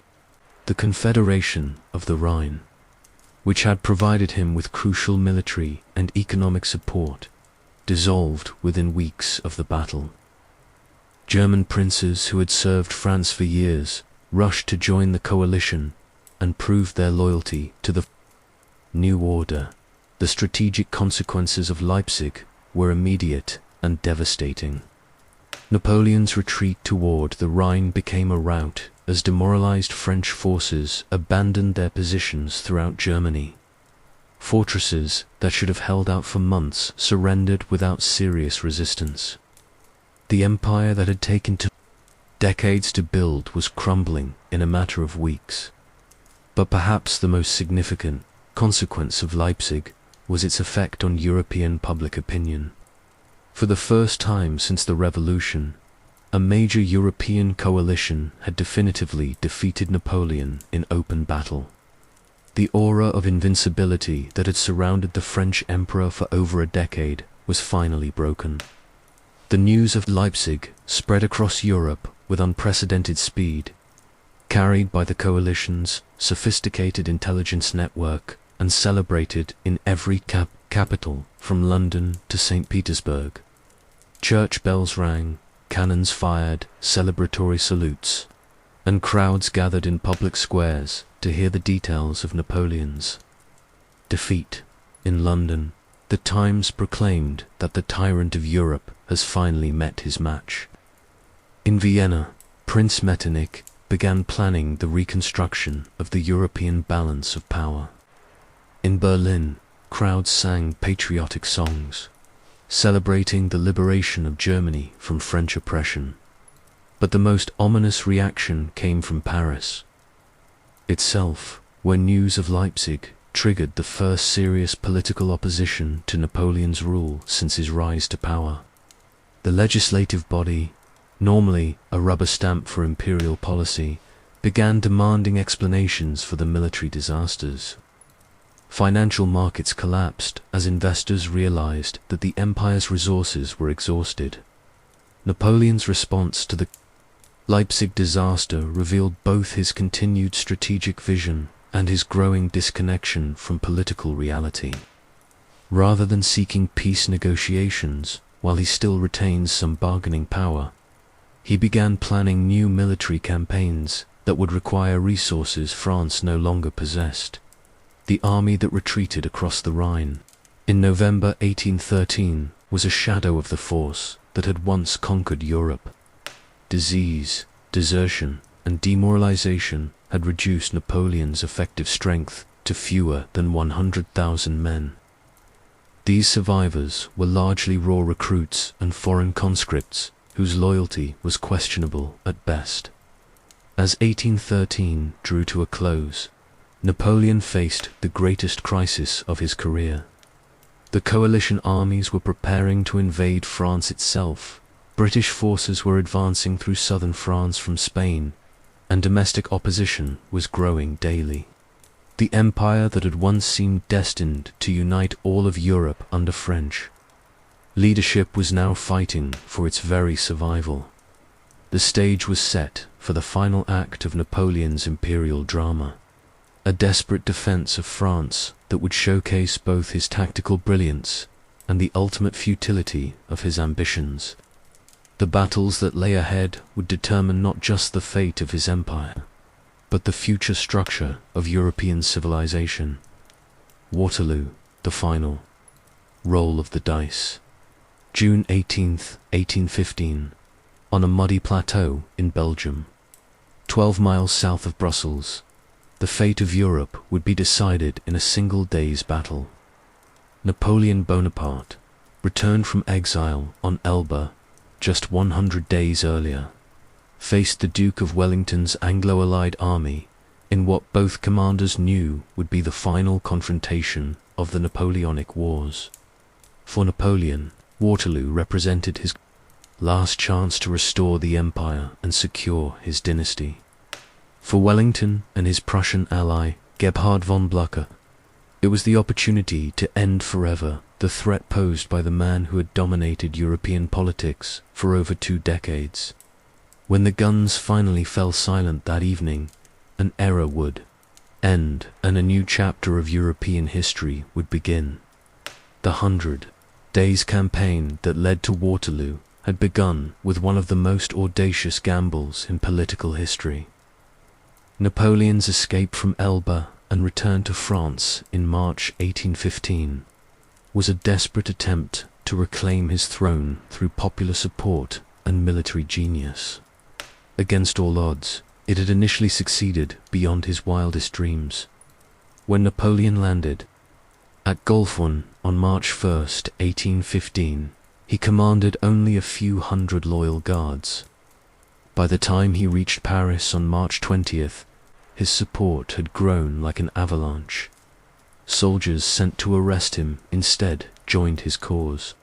Marshals who had sworn loyalty to Louis XVIII declared for their former emperor. The Bourbon government fled, and Napoleon found himself once again master of France. But this remarkable political resurrection came at a terrible cost. The European powers gathered at the Congress of Vienna to redraw the map of post-Napoleonic Europe immediately, declared Napoleon an outlaw, and began mobilizing their armies. Within weeks, over 700,000 coalition troops were marching toward France's borders. Napoleon's strategic situation in 1815 was far more disparate than anything he had faced during his imperial career. France was exhausted by 2 decades of warfare, financially bankrupt, and politically divided. The army he managed to assemble numbered barely 120,000 men, many of them veterans, but others hastily recalled reservists and raw conscripts. Against these odds, Napoleon developed a plan that reflected both his strategic genius and his understanding of coalition warfare. Rather than attempting to defend France's borders against overwhelming numbers, he would strike first, attacking the Anglo-Allied and Prussian armies in Belgium before they could coordinate their superior forces. The plan was brilliant in its simplicity: divide and conquer. Napoleon would use his central position between Wellington's and Blücher's armies to defeat them separately before they could unite. If successful, this strategy might convince Austria and Russia to negotiate rather than continue a costly war against a resurgent France. The campaign began on June 15, 1815, with Napoleon's army crossing the Belgian frontier and advancing rapidly. toward the junction between the Allied armies. The speed and audacity of this advance caught both Wellington and Blucher by surprise, creating exactly the confusion that Napoleon needed to implement his plan. The first major engagement came at Ligny on June 16th, when Napoleon personally commanded French forces against Blucher's Prussians. The battle was a tactical victory for the French, with Blucher's army suffering heavy casualties and being forced to retreat.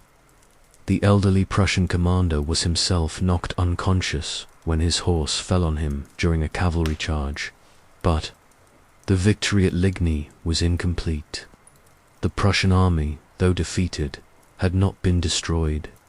More importantly, Napoleon had failed to prevent the junction between Wellington and Blucher that was essential to his strategic plan. While the French celebrated their tactical success, the strategic initiative was already slipping away. Meanwhile, Marshal Michel Ney had been ordered to attack Wellington's forces at Cottebras. This battle, fought simultaneously with Ligny, resulted in a bloody stalemate that prevented Napoleon from achieving the decisive victory he desperately needed. Ney's failure to break through Wellington's positions meant that the Anglo-Allied army remained intact and capable of further resistance. The night after, Ligny and Cottebras brought torrential rain that would have crucial consequences for the upcoming battle. The roads became muddy quagmires that slowed French movements and made artillery positioning difficult. Wellington used this weather-imposed delay to withdraw his army to the carefully chosen position at Waterloo. Wellington's position at Waterloo was a masterpiece of defensive planning. The Anglo-Allied army occupied a low ridge that provided excellent fields of fire while offering some protection from French artillery. The flanks were secured by the fortified positions at Hougoumont and La Haste-Went, strong points that would channel any French attack into predetermined killing zones. More importantly, Wellington had positioned his army so that Prussian reinforcements could arrive on the French right flank during the battle. This coordination between Allied armies represented a level of strategic cooperation that Napoleon's enemies had never achieved in previous campaigns. Napoleon's battle plan for Waterloo reflected his confidence in traditional French tactical superiority. He would begin with a massive artillery bombardment to weaken Wellington's line, followed by infantry assaults that would break through at the crucial point. Cavalry charges would exploit any breakthrough, and the Imperial Guard would deliver the final blow that would shatter enemy resistance. The battle began around 11:30 a.m. with a French assault on Hougoumont, the fortified chateau on Wellington's right flank. This attack was intended as a diversion to draw Wellington's reserves away from his centre, where Napoleon planned to make his main assault. But the fighting at Hougoumont quickly escalated beyond Napoleon's intentions. What should have been a limited diversionary attack became a major engagement that consumed thousands of French troops throughout the day. The British Guards defending the chateau, reinforced by German and Dutch units, held their positions with desperate courage against repeated French assaults. The defense of Hougoumont became one of the epic small unit actions of military history. Captain James Graham of the Coldstream Guards later wrote, "We held that place not through superior tactics or better weapons, but through sheer bloody-minded determination not to let the French pass. Every room became a fortress, every window a firing position. We fought for every brick and stone as if the fate of Europe depended on it, which perhaps it did." The main French assault began around 1:30 p.m. with the largest artillery bombardment Napoleon had ever organized. Over 80 French cannons opened fire simultaneously, creating a thunder that could be heard 20 miles away. The psychological effect was intended to be as devastating as the physical damage, but Wellington had anticipated this bombardment and positioned most of his infantry on the reverse slope of the ridge, where they were protected from direct artillery fire. The French cannonballs, many of them falling on soft, muddy ground, caused fewer casualties than Napoleon had expected. The first major infantry assault was led by General Jean-Baptiste d'Erlonès. The first corps, approximately 16,000 men advancing in massive columns against Wellington's left centre. This attack represented traditional French tactical doctrine, concentrated force applied at the decisive point to achieve a breakthrough.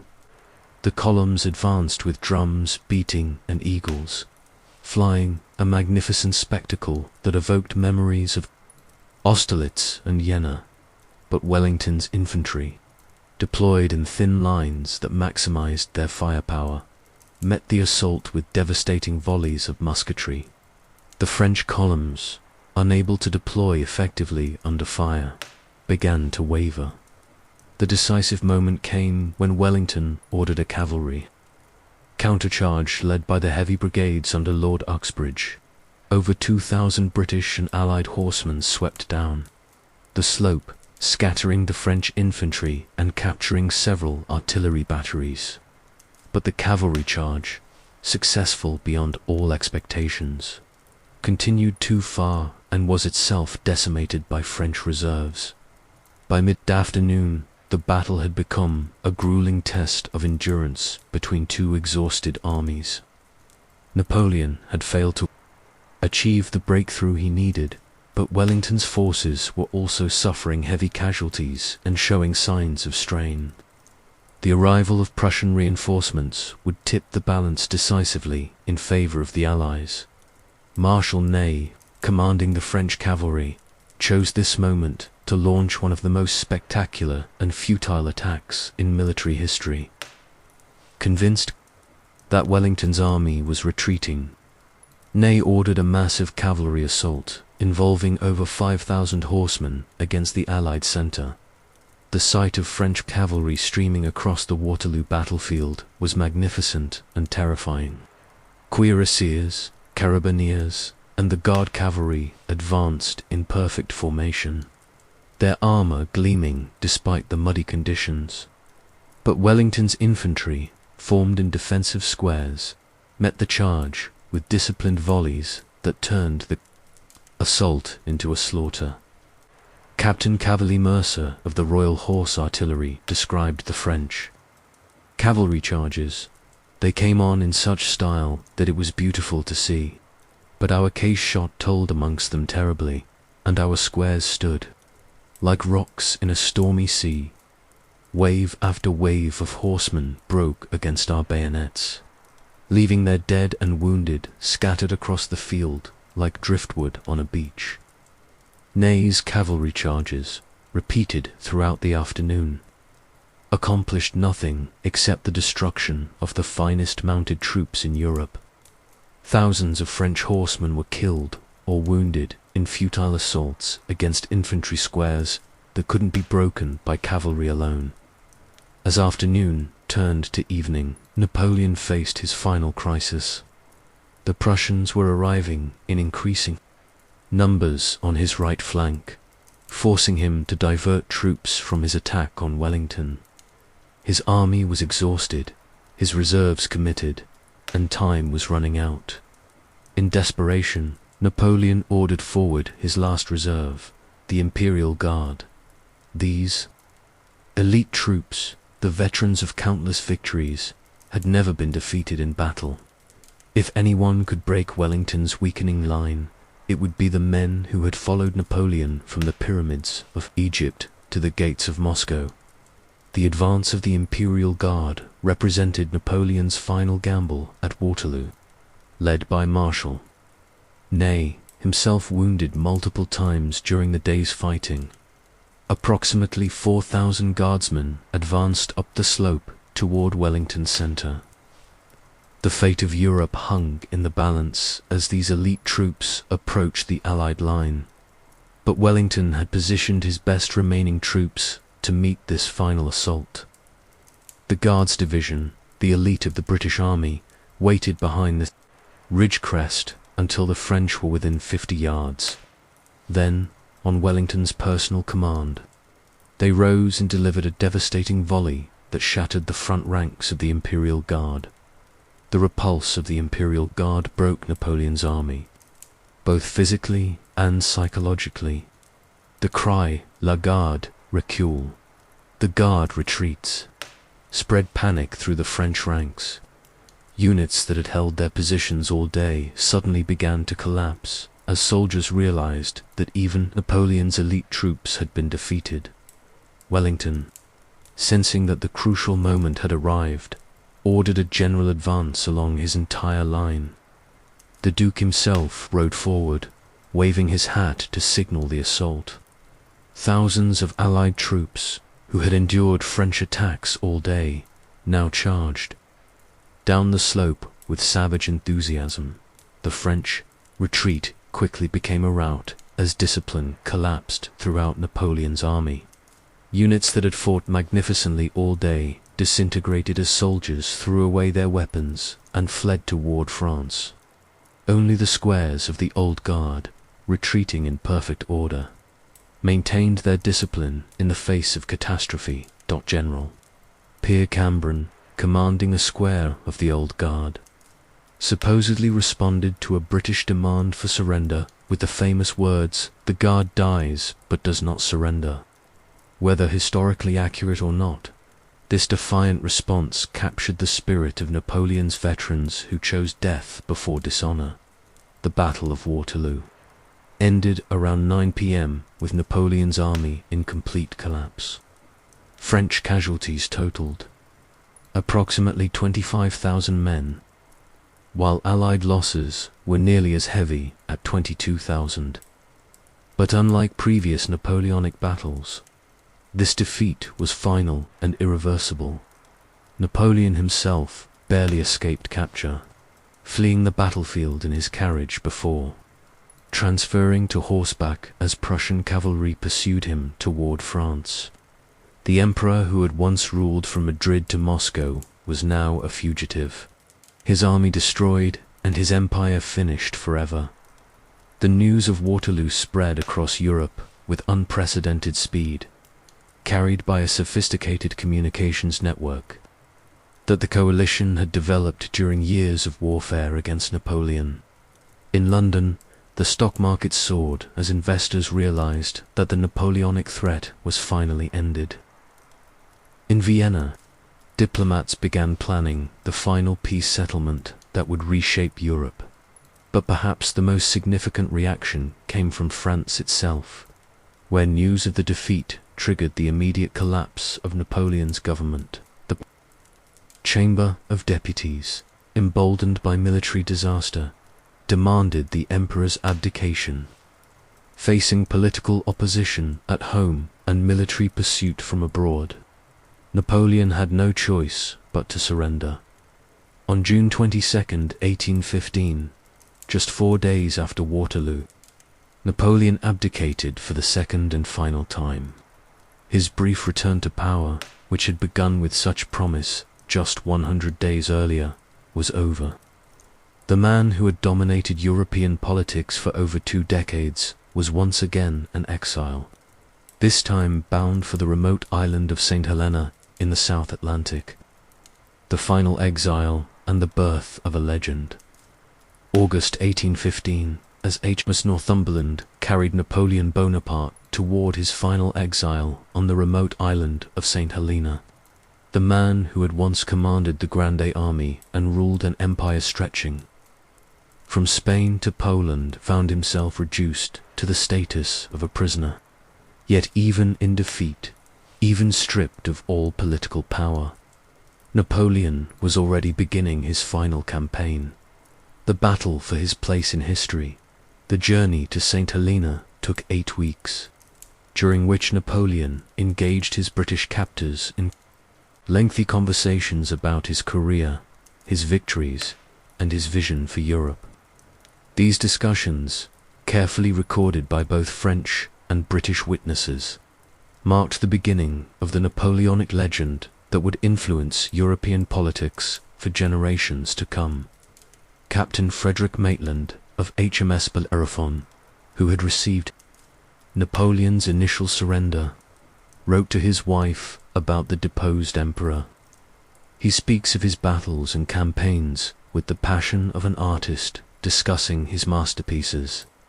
Even in exile, he remains convinced that history will vindicate his actions and recognize his genius.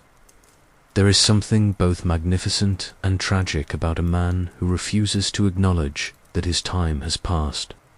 St. Helena, a British possession in the South Atlantic, had been chosen specifically for its isolation and the impossibility of escape.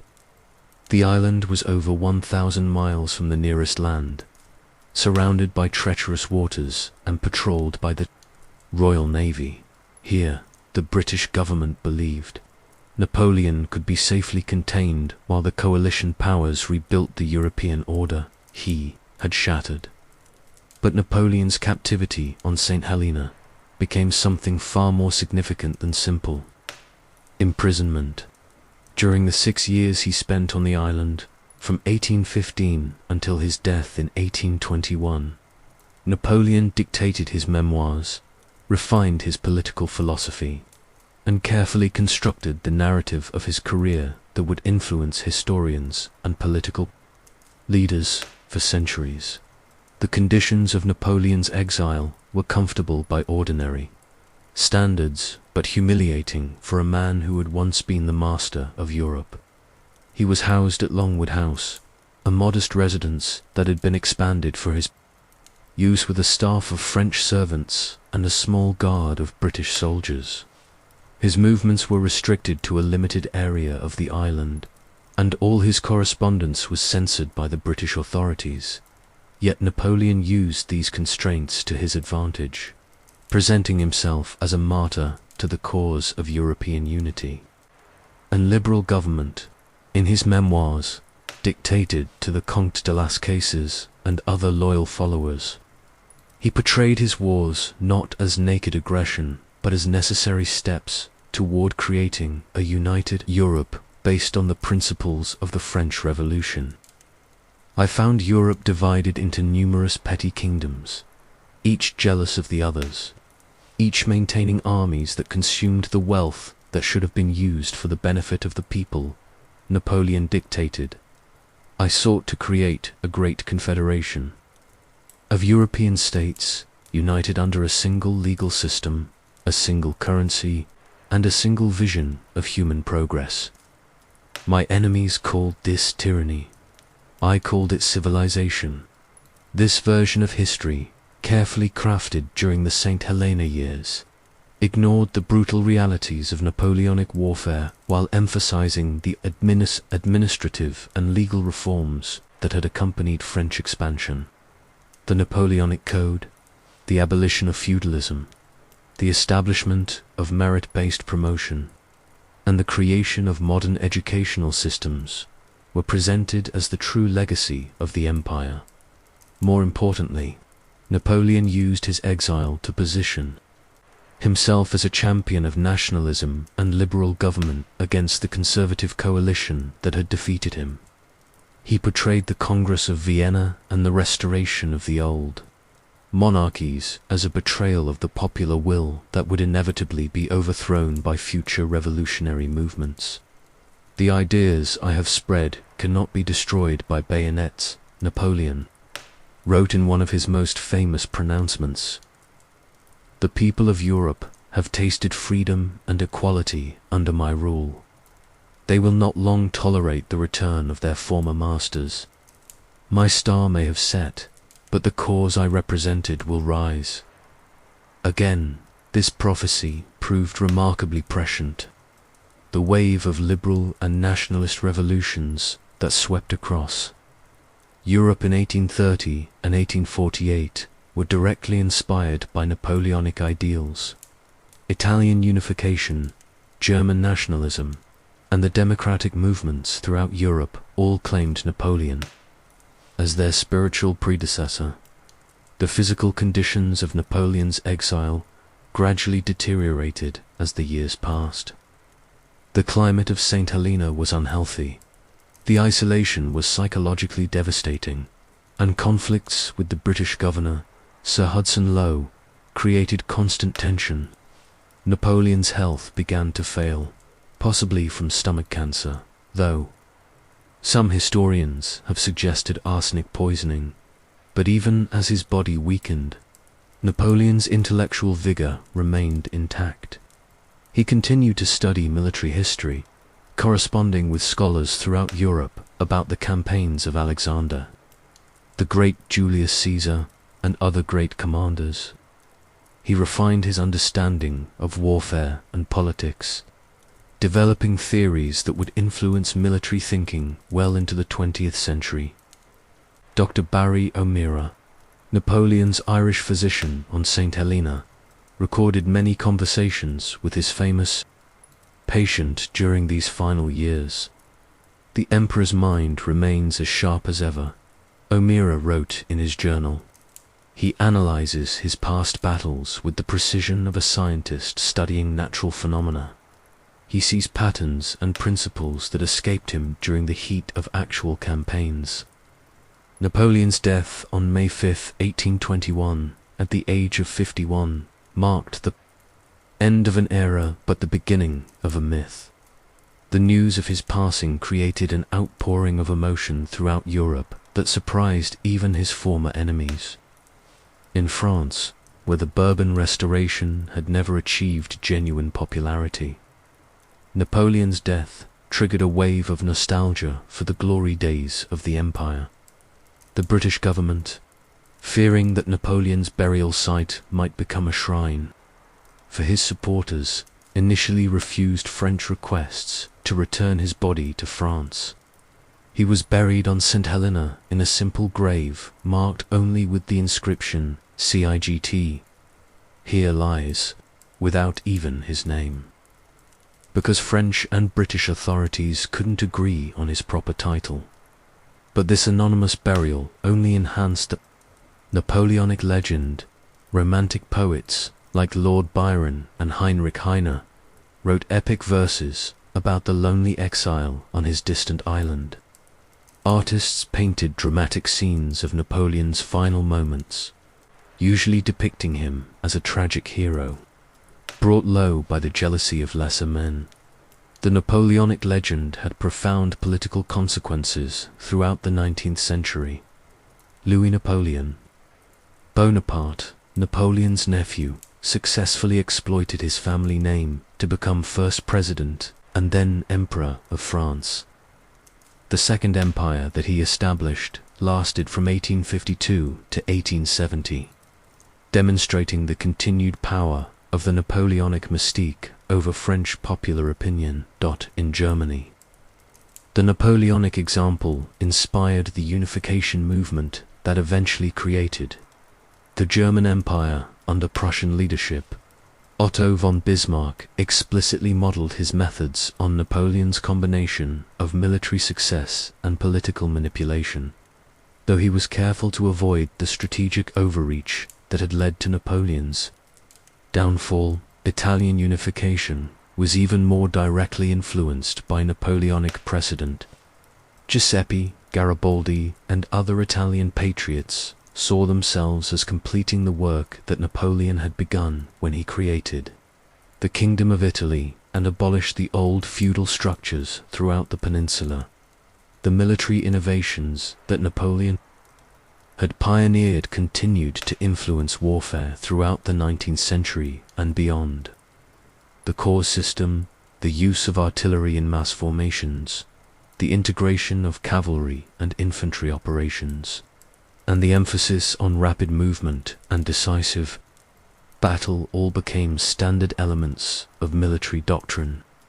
More significantly, Napoleon's approach to total war, mobilizing entire populations for military purposes, anticipated the massive conflicts of the 20th century, the levée en masse that he had inherited from the French Revolution and perfected. During his campaigns established the precedent for the mass armies that would fight in the world wars. But perhaps Napoleon's most enduring legacy was his demonstration that exceptional individuals could reshape the entire structure of European civilization through force of will and military genius. This lesson was not lost on future dictators and revolutionary leaders who studied his methods and sought to emulate his success. The debates about Napoleon's historical significance continue to this day. Historians argue about whether he was a liberating force who spread the ideals of the French Revolution or a tyrant who subordinated everything to his personal ambition. Military analysts debate whether his tactics were genuinely innovative or simply the logical development of existing methods. What cannot be disputed is the scale of his impact on European history. The Napoleonic Wars killed between 3 and 6 million people, redrew the map of Europe, and established precedents for both nationalism and internationalism that continue to influence world politics. The legal, administrative, and educational systems that Napoleon created served as models for modernizing states throughout the world. The man who died anonymously on a remote island in 1821 had achieved a form of immortality that surpassed anything available to ordinary mortals. 2 centuries after his death, Napoleon Bonaparte remains one of the most studied, debated, and fascinating figures in human history. His battles are still analyzed in military academies. His legal codes still influence modern jurisprudence, and his political methods still provide lessons for leaders who seek to transform their societies. From the artillery officer who first gained attention at the siege of Toulon to the exiled emperor dictating his memoirs on St. Helena, Napoleon's story remains one of the most extraordinary in human history. He demonstrated both the heights that individual genius can reach and the catastrophic consequences that can result when ambition exceeds the bounds of prudence and humanity. The battles of Napoleon Bonaparte were indeed insane in their scope, intensity, and consequences. They changed the nature of warfare, reshaped the political structure of Europe, and established precedents that continue to influence world affairs. They cost millions of lives, but also spread ideas of freedom, equality, and national self-determination that ultimately proved more durable than the empire that propagated them. In the end, Napoleon's greatest victory may have been his defeat. By pushing European civilization to its breaking point, he forced the development of new political, social, and military institutions that were better adapted to the modern world. The Congress of Vienna system that replaced his empire lasted for a century, providing Europe with unprecedented peace and prosperity. Yet the ideas he championed, nationalism and liberal democracy, eventually triumphed over the conservative order that his enemies had tried to restore. The Europe of today, with its emphasis on human rights, democratic government, and international cooperation, owes more to Napoleon's revolutionary vision than to the reactionary policies of his opponents. This is the final paradox of Napoleon. Bonaparte, the man who conquered Europe through war, ultimately transformed it through the power of his ideas. The emperor is dead, but the revolutionary principles he embodied continue to shape our world. In that sense, the last battle of the Napoleonic Wars has never truly ended. Thank you for joining me on this journey through the incredible, brutal, and transformative battles of Napoleon Bonaparte, from the sun-drenched fields of Austerlitz to the blood-soaked plains of Waterloo. We've witnessed how one man's genius and ambition reshaped an entire continent through the multiplication of military force on an unprecedented scale. These weren't just battles, they were the birth pangs of the modern world. The tactics, the strategies, the very concept of total war that Napoleon pioneered continue to influence military thinking today. But more than that, the political and social ideas that his armies carried across Europe, the concepts of nationalism meritocracy, and legal equality became the foundation of our contemporary civilization. Napoleon's story reminds us that history is made by individuals willing to risk everything for their vision of the future. Sometimes that vision leads to liberation and progress. Sometimes it leads to catastrophe and suffering. Usually, as in Napoleon's case, it leads to both.